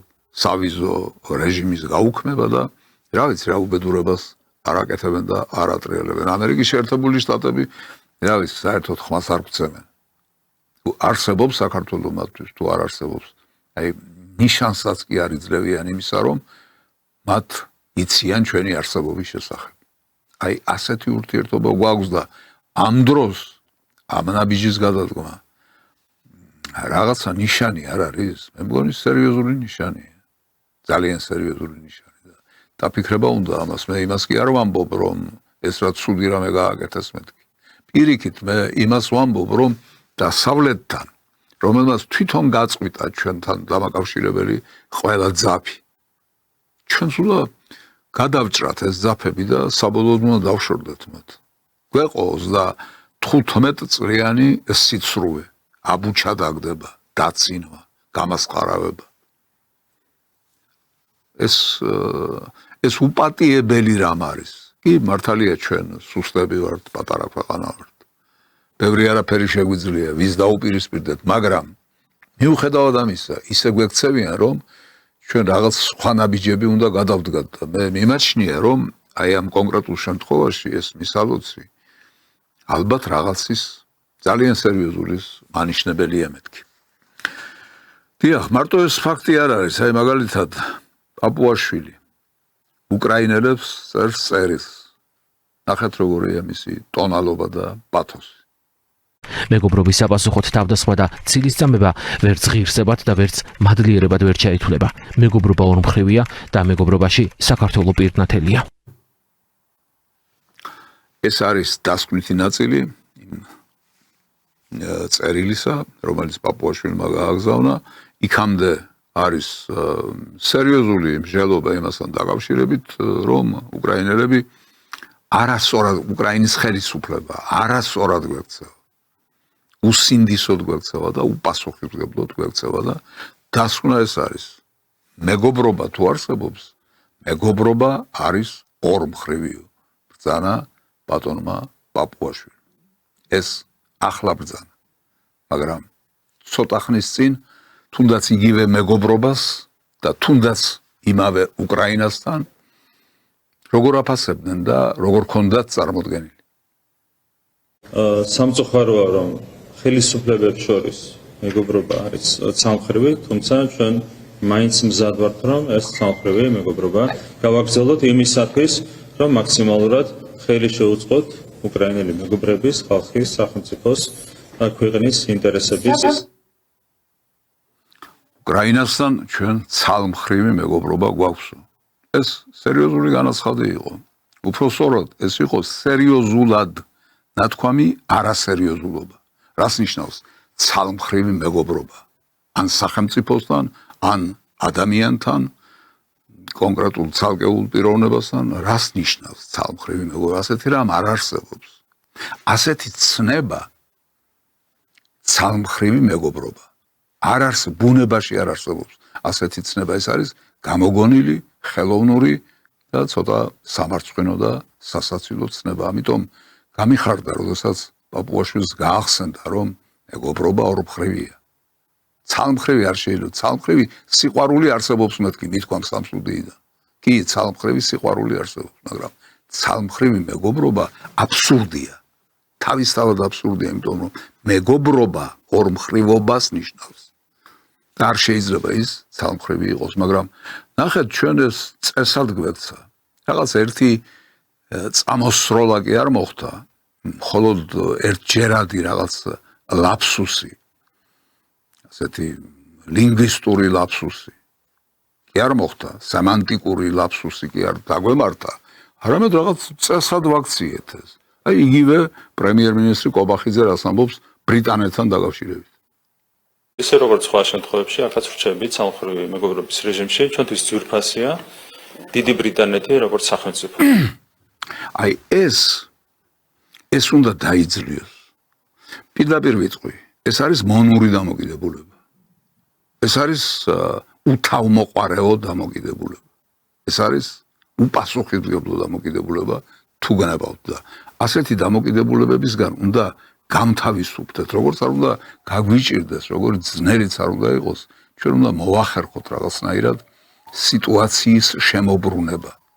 სრული შემოbrunება, იმიტომ რომ 35 წელიწადი ვიარეთ ამ დასავლეთის მიმართულებით, თუ ამას სიარული ქვია, ვენდეთ მათ სრულ დაპირებებს, ვენდეთ მათ აბუჩა დაგდებას, ვენდეთ რა მივიღეთ, ბევრი წყენა გადავყლაპეთ, არ შევიმჩნიეთ, რატომ? იმიტომ რომ იქნებ ბოლოს რამე გამოდნეს ვფიქრობთ, მაგრამ არაფერი არ გამოდნა და ახლა კი კარგია, როდესაც გაბედეთ და ირანის სულიერ ლიდერს არჩევა მიულოცეთ, მაგრამ პირველ რიგში ჩვენ ურთიერთობა გვაქვს მოსაწესრიგებელი რუსეთთან.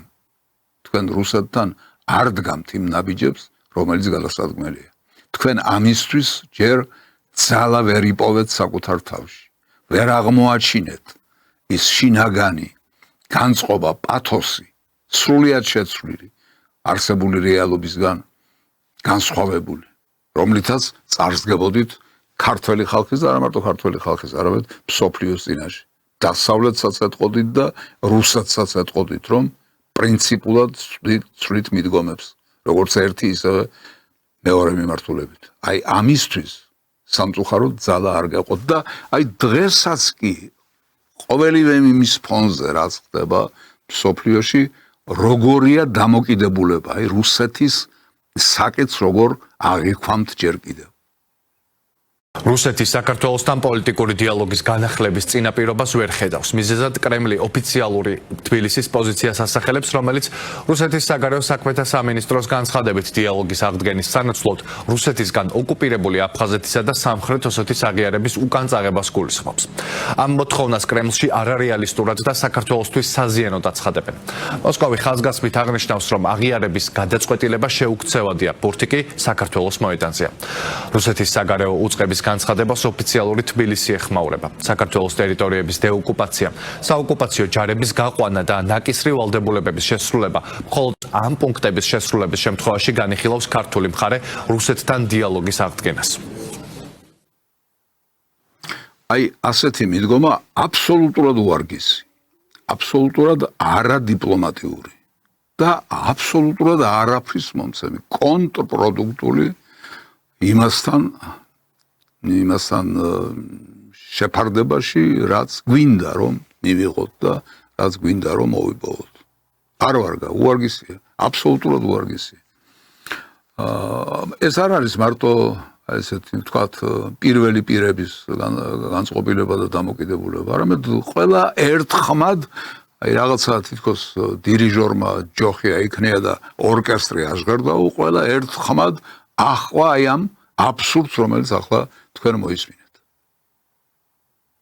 რა თქმა უნდა, საქართველოს ტერიტორიული მთლიანობა არის ნომერ პირველი ამოცანა და ვერც ერთ ქვეყანასთან მით უფრო რუსეთთან, რომელიც არის ჩვენი მტერი და ოკუპანტი, ახლა დიპლომატიური ურთიერთობების განახლების პერსპექტივაზე საუბარი იმ პირობებში, სანამ ჩვენი მშობლიური მიწები და ტერიტორიები არის ოკუპირებული, რა თქმა უნდა, ეს სრული აბსურდია. პრემიერ-მინისტრმა ნათლად და ყველას გასაგონად თქვა, რომ ეს არის ისეთი წითელი ხაზი, რომელსაც საქართველო არ გადაუხვევს არასდროს. არანაირი პირობა არ არსებობს ასეთ ვითარებაში, რომ დიპლომატიურ ურთიერთობებზე თუნდაც ესე იგი ირიბი რაღაცა საუბარიც კი დაიწყოს, არათუ კონსულტაციები არ მოლაპარაკებები. ანუ რა თქმა უნდა, იმაში ვერ დავეთანხმებით რუსულ მხარეს, რომ სააკაშვილის რაღაცა პოლიტიკას ვინარჩუნებთ, იქიდან გამომდინარე, რომ სააკაშვილმა ჩააბარა ფაქტობრივად 20% ჩვენი ტერიტორიების ოკუპანტს, ხოლო ჩვენთვის წითელი ხაზია და ჩვენ ამაზე ბევრჯერ გვისაუბრია და ამის გადახედვას ნამდვილად არ ვაპირებთ, რომ დიალოგი დაიწყება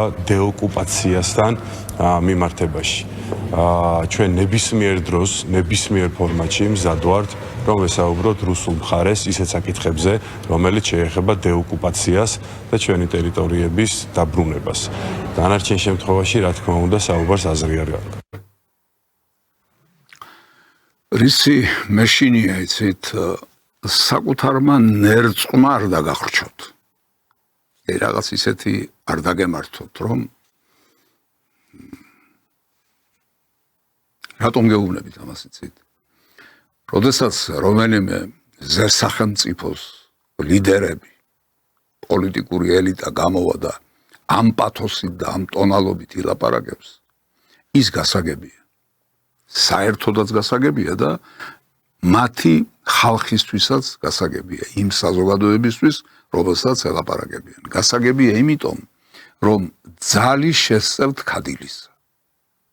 ეს რომ თქვას რუსეთმა, ჩინეთმა, ამერიკის შეერთებულმა შტატებმა, გაერთიანებულ ევროპაზე უკვე ლაპარაკი მიჭირს.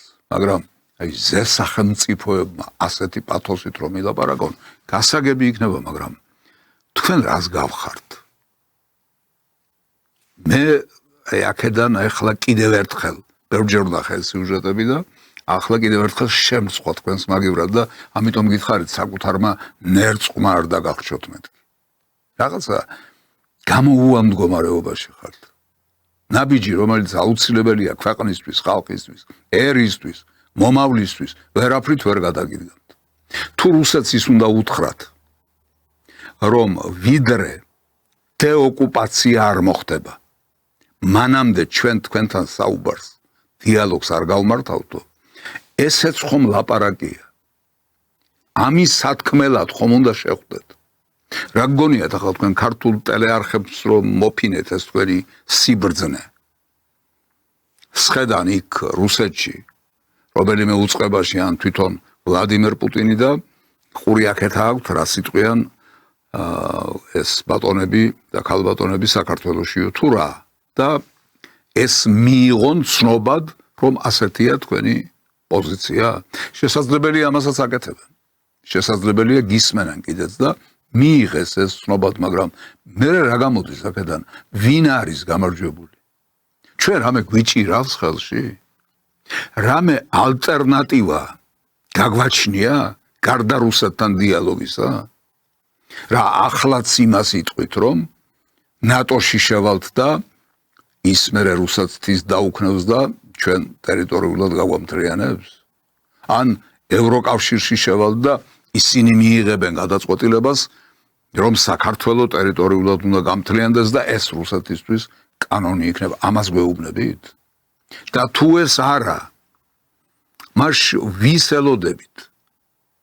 რომელიღაც ფრინავს ხელს ელოდებით, რომელიც ჩამოფრინდება რომელიმე სხვა პლანეტიდან, რომელიმე სხვა galaktikიდან მოაღწევს ჩვენამდე და გვიშველის და გადაგვარჩენს რუსეთისგან.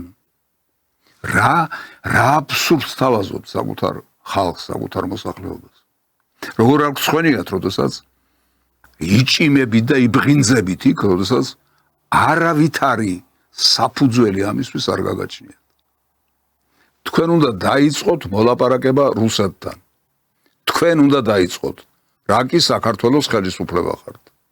თუ არადა, მოვა დრო, როდესაც თქვენ არ იქნებით საქართველოს ხელისუფლება. და არც ეს ხროვა მეხუთე კოლონა და აგენტურა არ იქნება საქართველოს ხელისუფლებაში, სხვა ვინმე მოვა. და ის გააკეთებს იმას, რაც გასაკეთებელია, მაგრამ ვაი რომ გვიანდება. ვაი რომ დრო ჩვენ სასარგებლოდ არ მუშაობს. ვაი რომ იქნებ იმ რუსეთსაც მართლა აძლევს ხელს თქვენი ეს უგუნურება.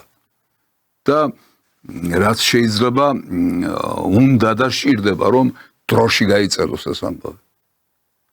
შესაძლებელია ყველაფერი.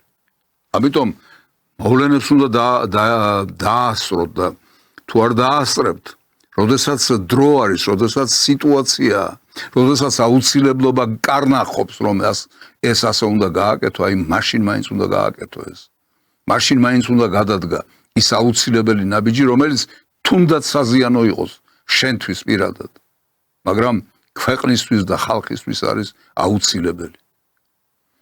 აქამდე თუ ვერ მიხვედით, მაშინ თქვენ მიუხედავად იმისა, რომ 13 წელიწადია უკვე ხელისუფლებაში ხართ, არ ხართ საქართველოს ხელისუფლება.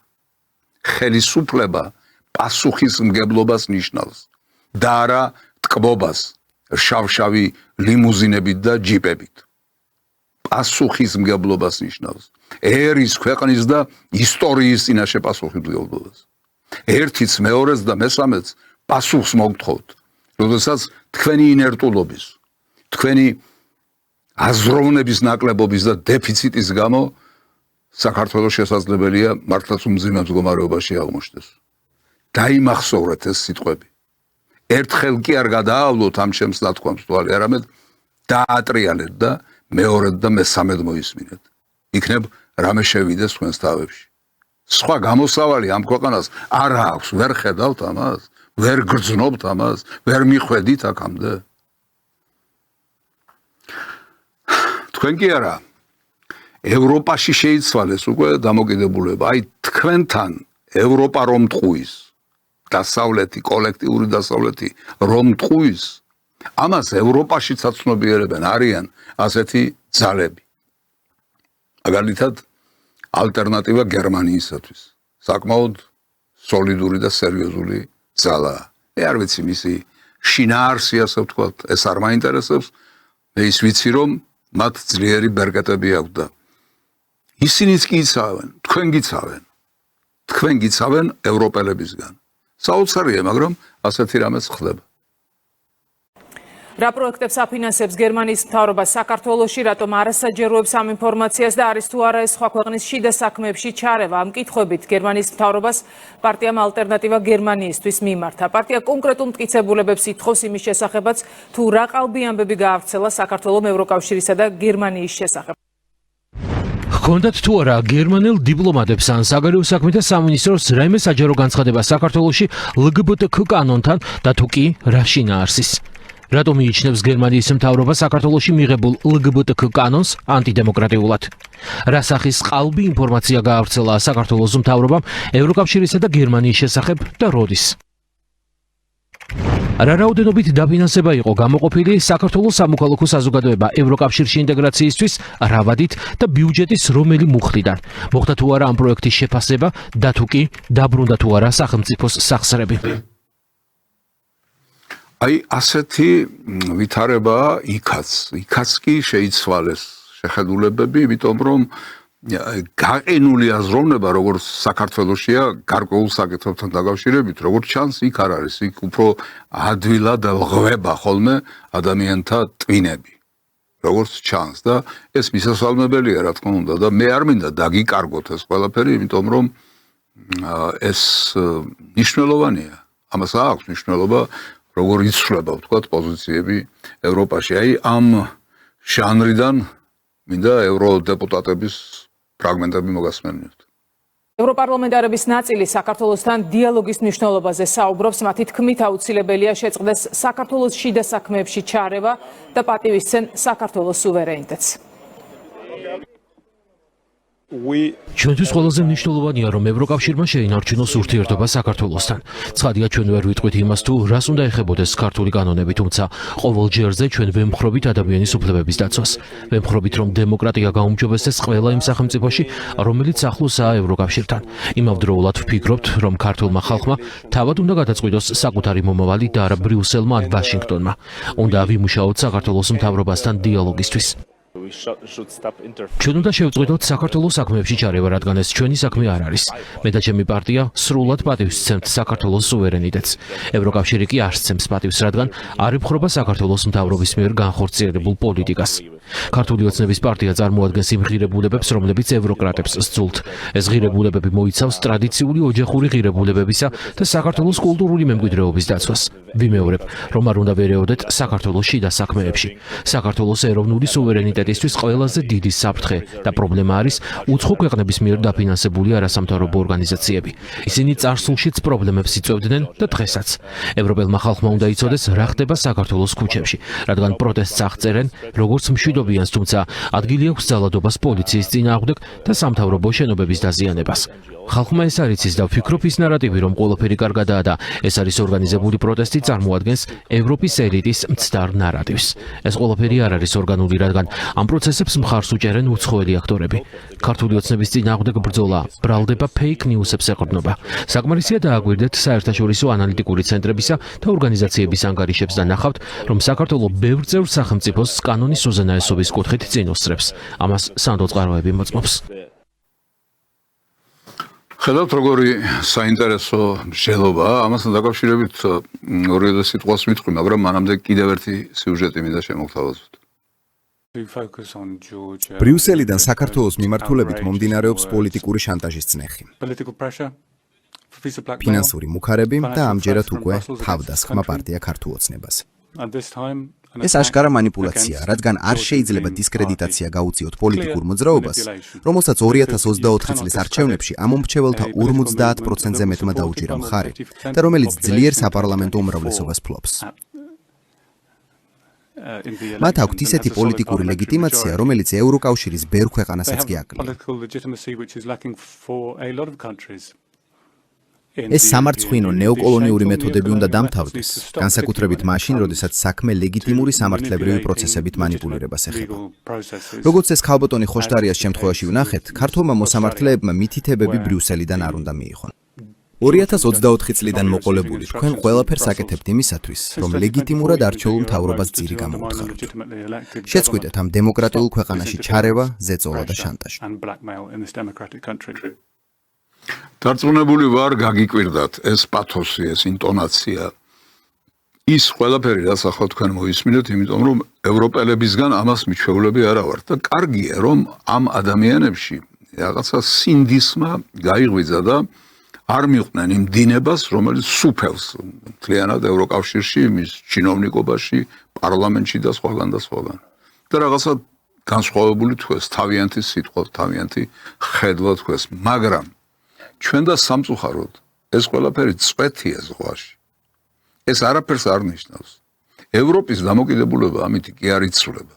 ევროპის დამოკიდებულება რჩება ისეთი, როგორიც არის. აბსოლუტურად მტრული, დამაზიანებელი და დამანგრეველი საქართველოსთვის. ამიტომ ჩვენ ამ გაელვებებს რაღაც გონებაში, სინათლე რომ შეაღწევს, რომ ხედავთ ამ ევროპის დეპუტატებში და ჩინოვნიკობაში, ამან არ უნდა შეგვაცდინოს. და არ უნდა ავყვეთ იმ სტუნებას, რომ ევროპასთან, ამერიკასთან გადავტვირთავთ, როგორც ამბობენ ხოლმე ჩვენი მთავრობის და ხელისუფლების წარმომადგენლები. გადავტვირთავთ ურთიერთობებს და მერე შეიცვლება ყველაფერი და მერე ყველაფერი, ასე ვთქვათ, კალაპოტში ჩადგება. არა, ასე არ უნდა დაგვემართოს, მაგრამ ამ სენისგან ჯერჯერობით თავისუფალი არა ვართ. საუბრები ჩვენ გვიტოვებს იმ ოპტიმიზმს, რომ შესაძლებელი არის ურთიერთობების არა უბრალოდ გადატვირთვა, არამედ თვისებრივად ახალ სიმაღლეზე აყვანა.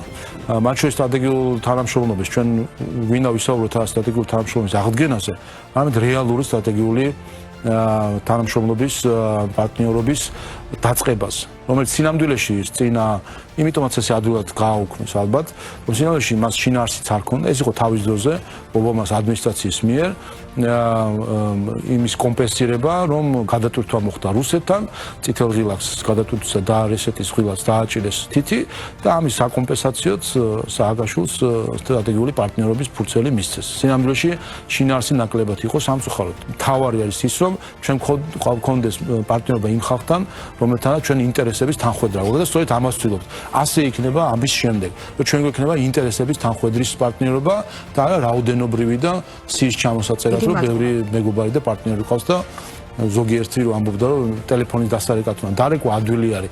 იქიდან რა პასუხს გაგცემენ, ეგ არის მნიშვნელოვანი და ვის ელაპარაკები ამას აქვს მნიშვნელოვანი. ეს არის მნიშვნელოვანი. ასე რომ ეროვნული ინტერესები იქნება ამოსავალი ყოველთვის. ცდები ჩემოშალვა. ძალიან მწარედ ცდები. თუკი მართლა მოელი იმას, რომ რაღაცას გადატვირთავთ და მერე ყველაფერი კარგად იქნება. არ იქნება ასე. რუსეთშიც ჩაიტანეს რაღაცა სიმბოლური ღილაკი ამერიკელებმა თავის დროზე. და ვითომ გადავტვირთეთო, ქალბატონმა კლინტონმა გააკეთა ეს და ვითომ გადავტვირთოთო ჩვენი ურთიერთობები, მაგრამ არაფერი არ გადატვირთეს. გაცილებით უფრო დაძაბულია იმის შემდეგ, იმ ვითომ გადატვირთვის შემდეგ ურთიერთობები, ვიდრე იქამდე იყო. ასე მოგივათ თქვენს. ვერაფერსაც ვერ გადატვირთავთ, იმიტომ რომ იმათ სხვა პროგრამა აქვს, სხვა დოქტრინა აქვს, სხვა მიმართულება აქვს პოლიტიკური და გეოპოლიტიკური, რომელშიც საქართველო ისე როგორც თქვენ წარმოგიდგენიათ, ვერ ეწერება და არ ეწერება. საქართველოს სუვერენული უნდა იყოს, საქართველოს თვითონ უნდა მიიღოს გადაწყვეტილებები და ასე შემდეგ. არ გამოგივათ ეს ამბავი, ამიტომ ეს შესაძლებელია და ეს რომ არ გამოგივათ, ეს აი დღევანდელმა მაგალითმაც გვიჩვენა. არსებობს რაღაც ორგანიზაცია უთო ოდირი თუ რაღაც უბედურება, რომელიც ამ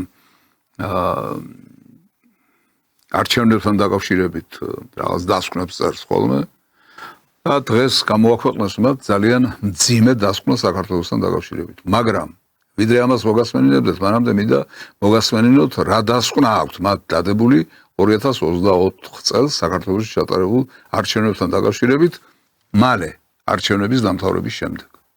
ევთოდირის დასკვნით კიდევ ერთხელ დადასტურდა, რომ არჩევნები თავისუფალი და კონკურენტული იყო. დასკვნაში აღნიშნულია, რომ კანონმდებლობა მთლიანობაში ქმნიდა ადეკვატურ ჩარჩოს დემოკრატიული არჩევნების ჩასატარებლად. პარტიების რეგისტრაცია სათანადოდ განხორციელდა და არჩევნები ამომრჩეველს ფართო არჩევანს თავაზობდა. საარჩევნო სუბიექტებს ჰქონდათ კამპანიის თავისუფლად წარმოების საშუალება, არჩევნებისათვის მომზადების პროცესი კარგად იყო ადმინისტრირებული. ევთოდირის ანგარიშმა საბოლოოდ ამხილა ოპოზიციის ცრუ ბრალდებები არჩევნების გაყალბებასთან დაკავშირებით. აი ასეთი იყო დასკვნა, რაც ამ ორგანიზაციამ ევთო ოდირმა თავის დროზე დადო საქართველოში ჩატარებულ არჩევნებთან დაკავშირებით. ეს იყო 2024 წელს. ახლა არის 2026 წელი. 2 წელიწადი ჯერ არ გასულა იქიდან, მაგრამ წელიწად ნახევარი გავიდა. და აი წელიწად ნახევრის შემდეგ იგივე ორგანიზაცია შეხედეთ რას ამბობს. ხელისუფლება ქვეყნის და ხალხის ინტერესების გათვალისწინებით იმოქმედებს, ასეთია მმართველი გუნდის პასუხი ევთოს მოსკოვის მექანიზმის ანგარიშს. ევთოს მოსკოვის მექანიზმის ანგარიშში მოთხოვნილია გამჭვირვალობისა და ოჯახური ღირებულებების დაცვის კანონების გაუქმება, ასევე უცხოურ გრანტებთან დაკავშირებული დებულებებისა და მაუწყებლობის შესახებ კანონში ბოლო დროს შეტანილი ცვლილებების გაუქმება, რომლებიც ეხება უცხოურ დაფინანსებას და მაუწყებლობის შინაარსის შეზღუდვას. გაუქმდეს კანონები უცხოური გავლენის გამჭვირვალობის შესახებ, ფარა, უცხოური აგენტების რეგისტრაციის აქტი, გრანტების შესახებ კანონში უცხოურ გრანტებთან დაკავშირებული დებულებები, მაუწყებლობის შესახებ კანონში ბოლო დროს შეტანილი ცვლილებები, რომლებიც ეხება უცხოურ დაფინანსებას და მაუწყებლობის შინაარსის შეზღუდვას. გაუქმდეს კანონი ოჯახური ღირებულებების შესახებ. ეს ეხება, თუმცა არ შემოიფარგლება ერთნაირსქესიანთა ურთიერთობებისა და ტრანსგენდერის იდენტობის გათანაბრებას ინცესტთან, ამცნებების პოპულარიზაციის საკრძალვას, მათ შორის შეკრების მეშვეობით, გენდერის დადასტურებასთან დაკავშირებული სამედიცინო მომსახურების საკრძალვას და საიდენტიფიკაციო დოკუმენტებში სქესის ნიშნის შეცვლის საკრძალვას. აი ასეთია ეს აბსოლუტურად შეცვლილი და გადაყირავებული დამოკიდებულება და ყველაფერს, რაც ქართველი ხალხისთვის ასე მნიშვნელოვანია. იმისთვის, რომ დასავლეთიდან შემოსულმა თუ საერთოდ გარედან შემოსულმა ფულმა არ იპარპაშოს ქვეყანაში და არ აკეთოს ქვეყნის საწინააღმდეგო საქმე, იმისთვის, რომ ოჯახის სიწმინდე იყოს დასული და არ ავყვეთ იმ უბედურებას, რასაც ამერიკის შეერთებული შტატებიც კი გაემიჯნა. თავის დროზე ცისარტყელას ფერებით, აი გეი ფერებით რომ შეღებეს თეთრი სახლი, აი ის ამერიკაც კი გაემიჯნა, იმიტომ რომ ტრამპი მოვიდა, რომელსაც ატანა არა აქვს აი ამ უბედურებისა, რასაც ეს ეგრეთ წოდებული LGBT ქვია. და ახლაც კი ეს ევროპა აი ამას გვეუბნება, რომ მათი გზით უნდა ვიაროთ, თურმე ამ უბედურებით, ამ ჯოჯოხეთით უნდა ვიაროთ. რატომ დასჭირდათ ახლა ყველაფერი ამის გაკეთება? არჩევნებიდან აგერ თითქმის 2 წელიწადი მიდის და ახლა რაღა დროს ის არჩევნებია და რაღა დროს ამაზე ლაპარაკია ახლა, მაგრამ რატომ გააკეთეს იცით? იმიტომ, რომ მათ ხროვას აქაურს, მეხუთე კოლონას და აგენტურას. ეთქვა ის, რაც თქვეს. დღეს ევთოს სპეციალური საგამოძიებო მექანიზმის დასკვნამ ივანიშვილის რუსული რეჟიმი ადამიანების წამებაში, არაადამიანურ მოპყრობაში, ქიმიური იარაღის გამოყენებაში, არჩევნების მიტაცებაში, პოლიტიკური მოტივით ადამიანების უკანონოდ დაპატიმრებაში, რეპრესიული კანონების მიღებაში, პოლიტიკური ოპონენტების მიმართ ავტოკრატიულ ანგარიშწორებაში ამხილა. აი ამისთვის გაკეთდა ეს ყველაფერი. ახლა ძალიან დიდხანს იქნება გნიასი და მოთქმა ამასთან დაკავშირებით, რომ აი რა დასავლურმა ორგანიზაციამ რა დასკვნა დადო და ჩვენ ამის გამო რაღაცა ახალი ბარიერი უნდა ავიღოთ. აი ეს იქნება საქართველოში დღეიდან სალაპარაკო თემა. მე ამაზე ჩემს პასუხს გეტყოდით. ცოტა გამიჭირდებოდა რისი თქმაც ენაზე მომადგა. ცოტა გამიჭირდებოდა ამის თქმა, მაგრამ აქ საქმე გამიიოლა იმან, რომ თურმე ვლადიმერ პუტინს, რუსეთის პრეზიდენტს, თავის დროზე ჯერ კიდევ საქართველოს პრეზიდენტ მიხეილ სააკაშვილისთვის უთქვამს ის, რაც მე უნდა მეთქვა ახლა ამ ორგანიზაციის და თქვენი მისამართით. პუტინს მეუბნება, რომ ნახეთ მეოთხე ევროკავშირისგან ხო ცუდი განცხადება იყო და ხედავ უკვე რაღაც აგდებული დამცინატონია. ეუთოს განცხადებაც ხო ნახეთ თქო მეუთხარი, ნუ იქ ძალიან კონკრეტულ ასპექტი ეუთოს განცხადებაც რუსეთი ისე დაგმესო პირდაპირ აღარ შეიძლება.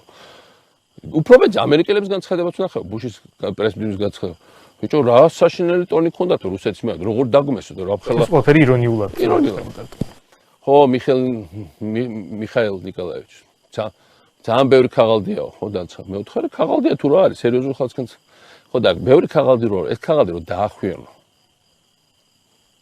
და ერთ ადგილზე რომ გაიკეთო სიტყვას არა ყველა თუ უხეში სიტყვებით და რაზეც გავშნე და კიდე დამიკონკრეტა მისამართი სულად ხა მე არ მინდა გავიმეორა თქო და მე ცხოვრებაში მასთანაც არ მიკადრებია ხა რომ რამე ანტონი ამეწიან უხეში სიტყვა მეხმარ აი ესე ტონით იყო ლაპარაკი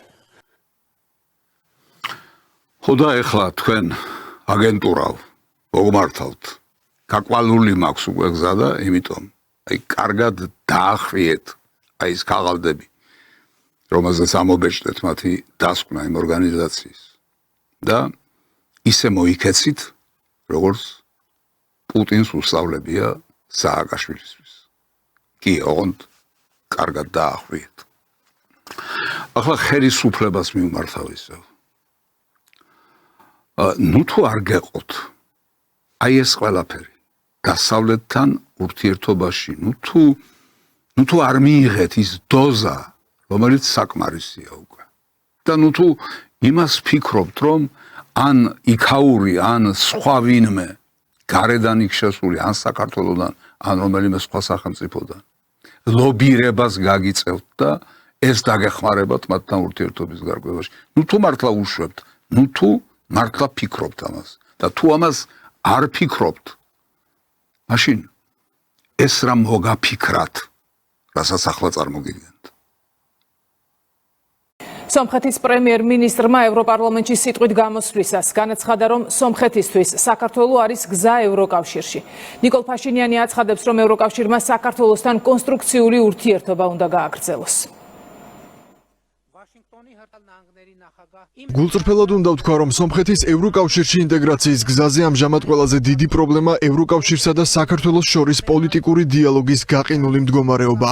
საქართველო ჩვენთვის ევროკავშირისკენ მიმავალი გზა და ჩვენ ევროკავშირში სომხეთის გაწევრების პროცესის დაწყების შესახებ კანონი მივიღეთ მას შემდეგ, რაც საქართველომ ევროკავშირის წევრობის კანდიდატის სტატუსი მიიღო. ეს სომხეთის ევროკავშირში გაწევრების პერსპექტივას უფრო ხელშესახებს ხდიდა და ჩვენი მოლოდინი და თხოვნაა, რომ ევროკავშირს საქართველოს შორის კონსტრუქციული პროცესი განვითარდეს. აგერ ერთი საათის თუ 2 საათის წინ გამოვიდა ბატონი პაშინიანი და თქვა რომ არა როგორ გეკადრებათო ეს ქართველებს კი არ უთქვამ ჩვენთვის რომ ასე მეთქვაო მაგრამ ან პაშინიანს ვინ დაუჯერებს ან თქვენ ვინ დაგიჯერებთ რომ ამაში თქვენი ნამუშევარი არ არის კარგით მე ამის გამომძიებელი არა ვარ თქვა და გადაირია პაშინიანი და თქვა თვითონ თქვა ის რაც თქვა იქ წარმოვიდგინოთ რომ ასეა მაგრამ გიშველით ეს ან წარმოვიდგინოთ რომ თქვენ თხოვეთ რომ იქნებ რაღაც ერთი ორი სიტყვა შეგვაწიეო და ამის გამო თქვა პაშინიანო ეს გიშველით პაშინიანის ლობირება გიშველით დასავლეთთან ამ პაშინიანის Նույնիսկ այդ գլուխները վերցրեցին պարել են, վայ, այս ինչ լավասրա գլուխ կտրեցինք, այս բանի ոտն է, այս Չինգիզ խանի ոտն է, այս էլ բանի պճեղն է, այս էլ տանում եմ տնիցս կախեմ, հա։ არა. ეს საქმეს ვერ უშველის. ამიტომ ისევ ბატონ ბიძინას უნდა დაველაპარაკო. სულ ორივე წინადადებას ვიტყვი, მაგრამ ბატონო ბიძინა დიდი და სერიოზული ნაბიჯია გადასადგმელი. აუცილებლად გადასადგმელია დიდი და სერიოზული ნაბიჯი.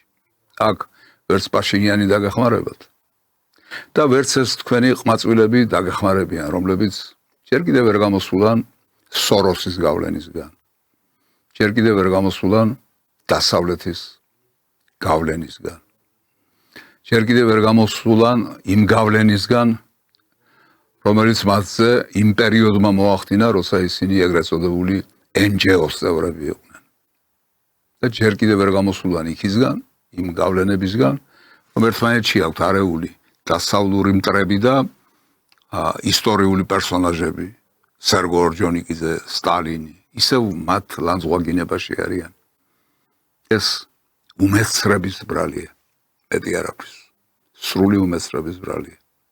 ამიტომ ბატონო ბიძინა, თქვენ თუ 13 წლის წინ, თუ 14 წლის უკვე პასუხისმგებლობა აიღეთ ქვეყანაზე, ერზე, ხალხზე, მის დღევანდელობასა და მის მომავალზე, მაშინ ეს მძიმე მისია ბოლომდე უნდა იტვირთოთ და ის ნაბიჯი უნდა გადადგათ, რის შესახებაც წელამ საუბრობდი. რუსეთთან დიალოგი უნდა დაიწყოთ. ამას ალტერნატივა არ აქვს. ამას ალტერნატივა არ აქვს. ამის გარეშე საქართველოს ხსნა არ არსებობს. საქართველოში არსებული არც ერთი პრობლემა ამის გარეშე არ გადაიჭრება. სხვათა შორის გაცილებით უფრო ბრძენმა ხალხმა, ვიდრე თქვენს ირგვლივ არიან თავმოყრილნი. სხვა გადაწყვეტილება მიიღეს, სხვა დასკვნა დადეს და სხვა რეკომენდაცია მოგცეს. ჩვენ ამის შესახებ ვისაუბრია ამ სტუდიიდან, მაგრამ დღეს ერთხელ კიდევ შემოგთავაზებთ ერთ ფრაგმენტს, რომელიც სამეგრელოს უხუცეს და საბჭომ რეკომენდაციის სახით საქართველოს ხელისუფლებას და საქართველოს მთავრობას მიართვა და მოუწოდა.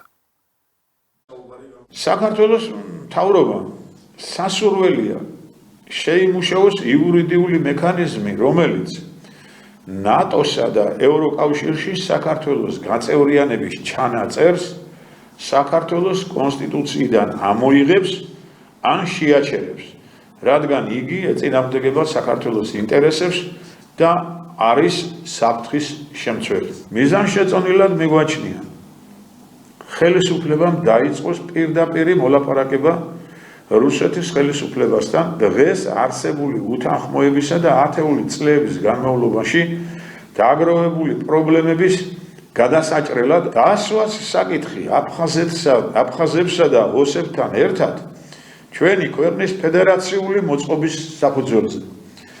რუსეთ-ბელარუსის სამოკავშირეო სახელმწიფოში თანაბარ უფლებიან წევრად საქართველოს მიღების შესახებ 1992 წელს გაეროსა და რუსეთის ფედერაციის მიერ აღიარებულ საზღვრებში.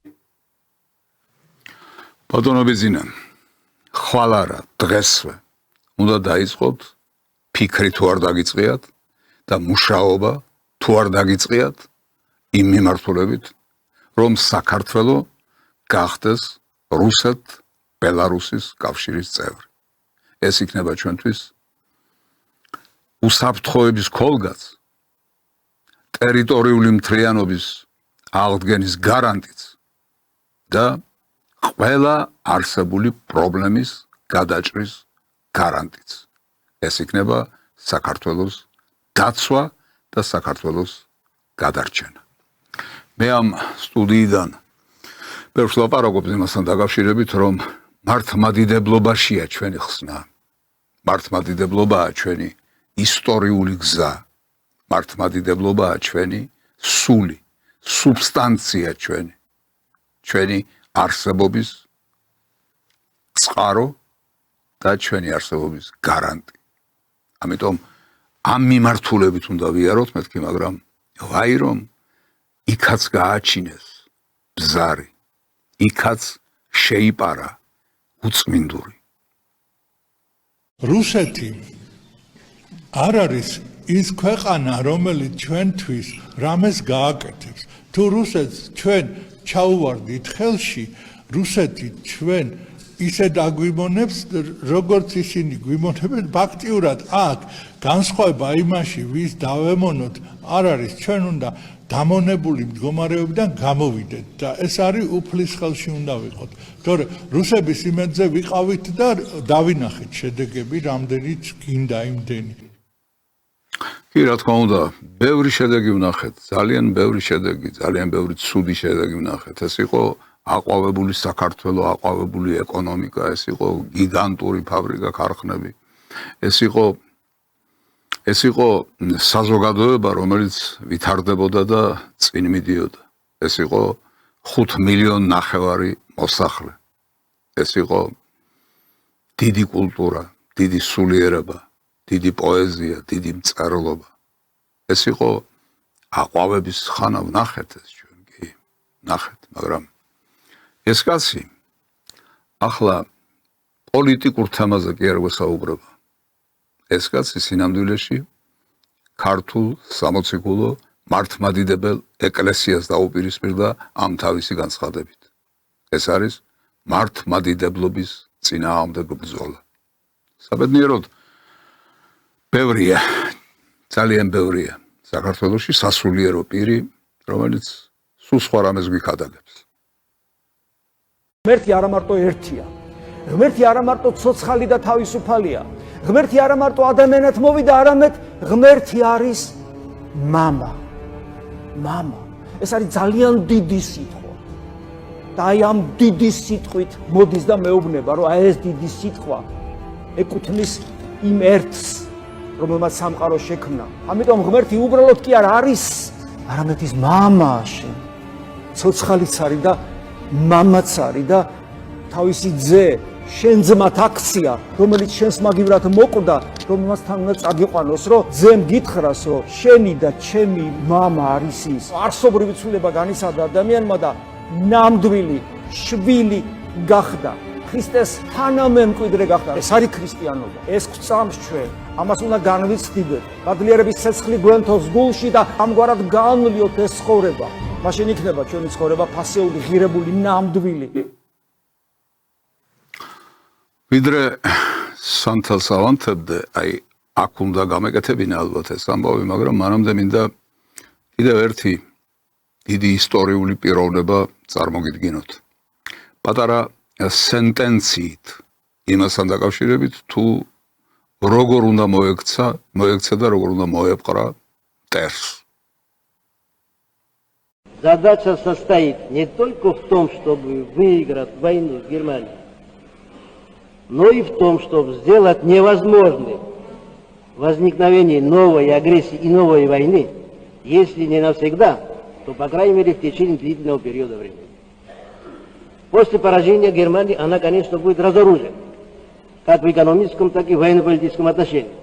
Было бы, однако, наивно думать, что она не попытается возродить свою мощь и развернуть новую агрессию. Всем известно, что немецкие заправки уже теперь готовятся к новой войне.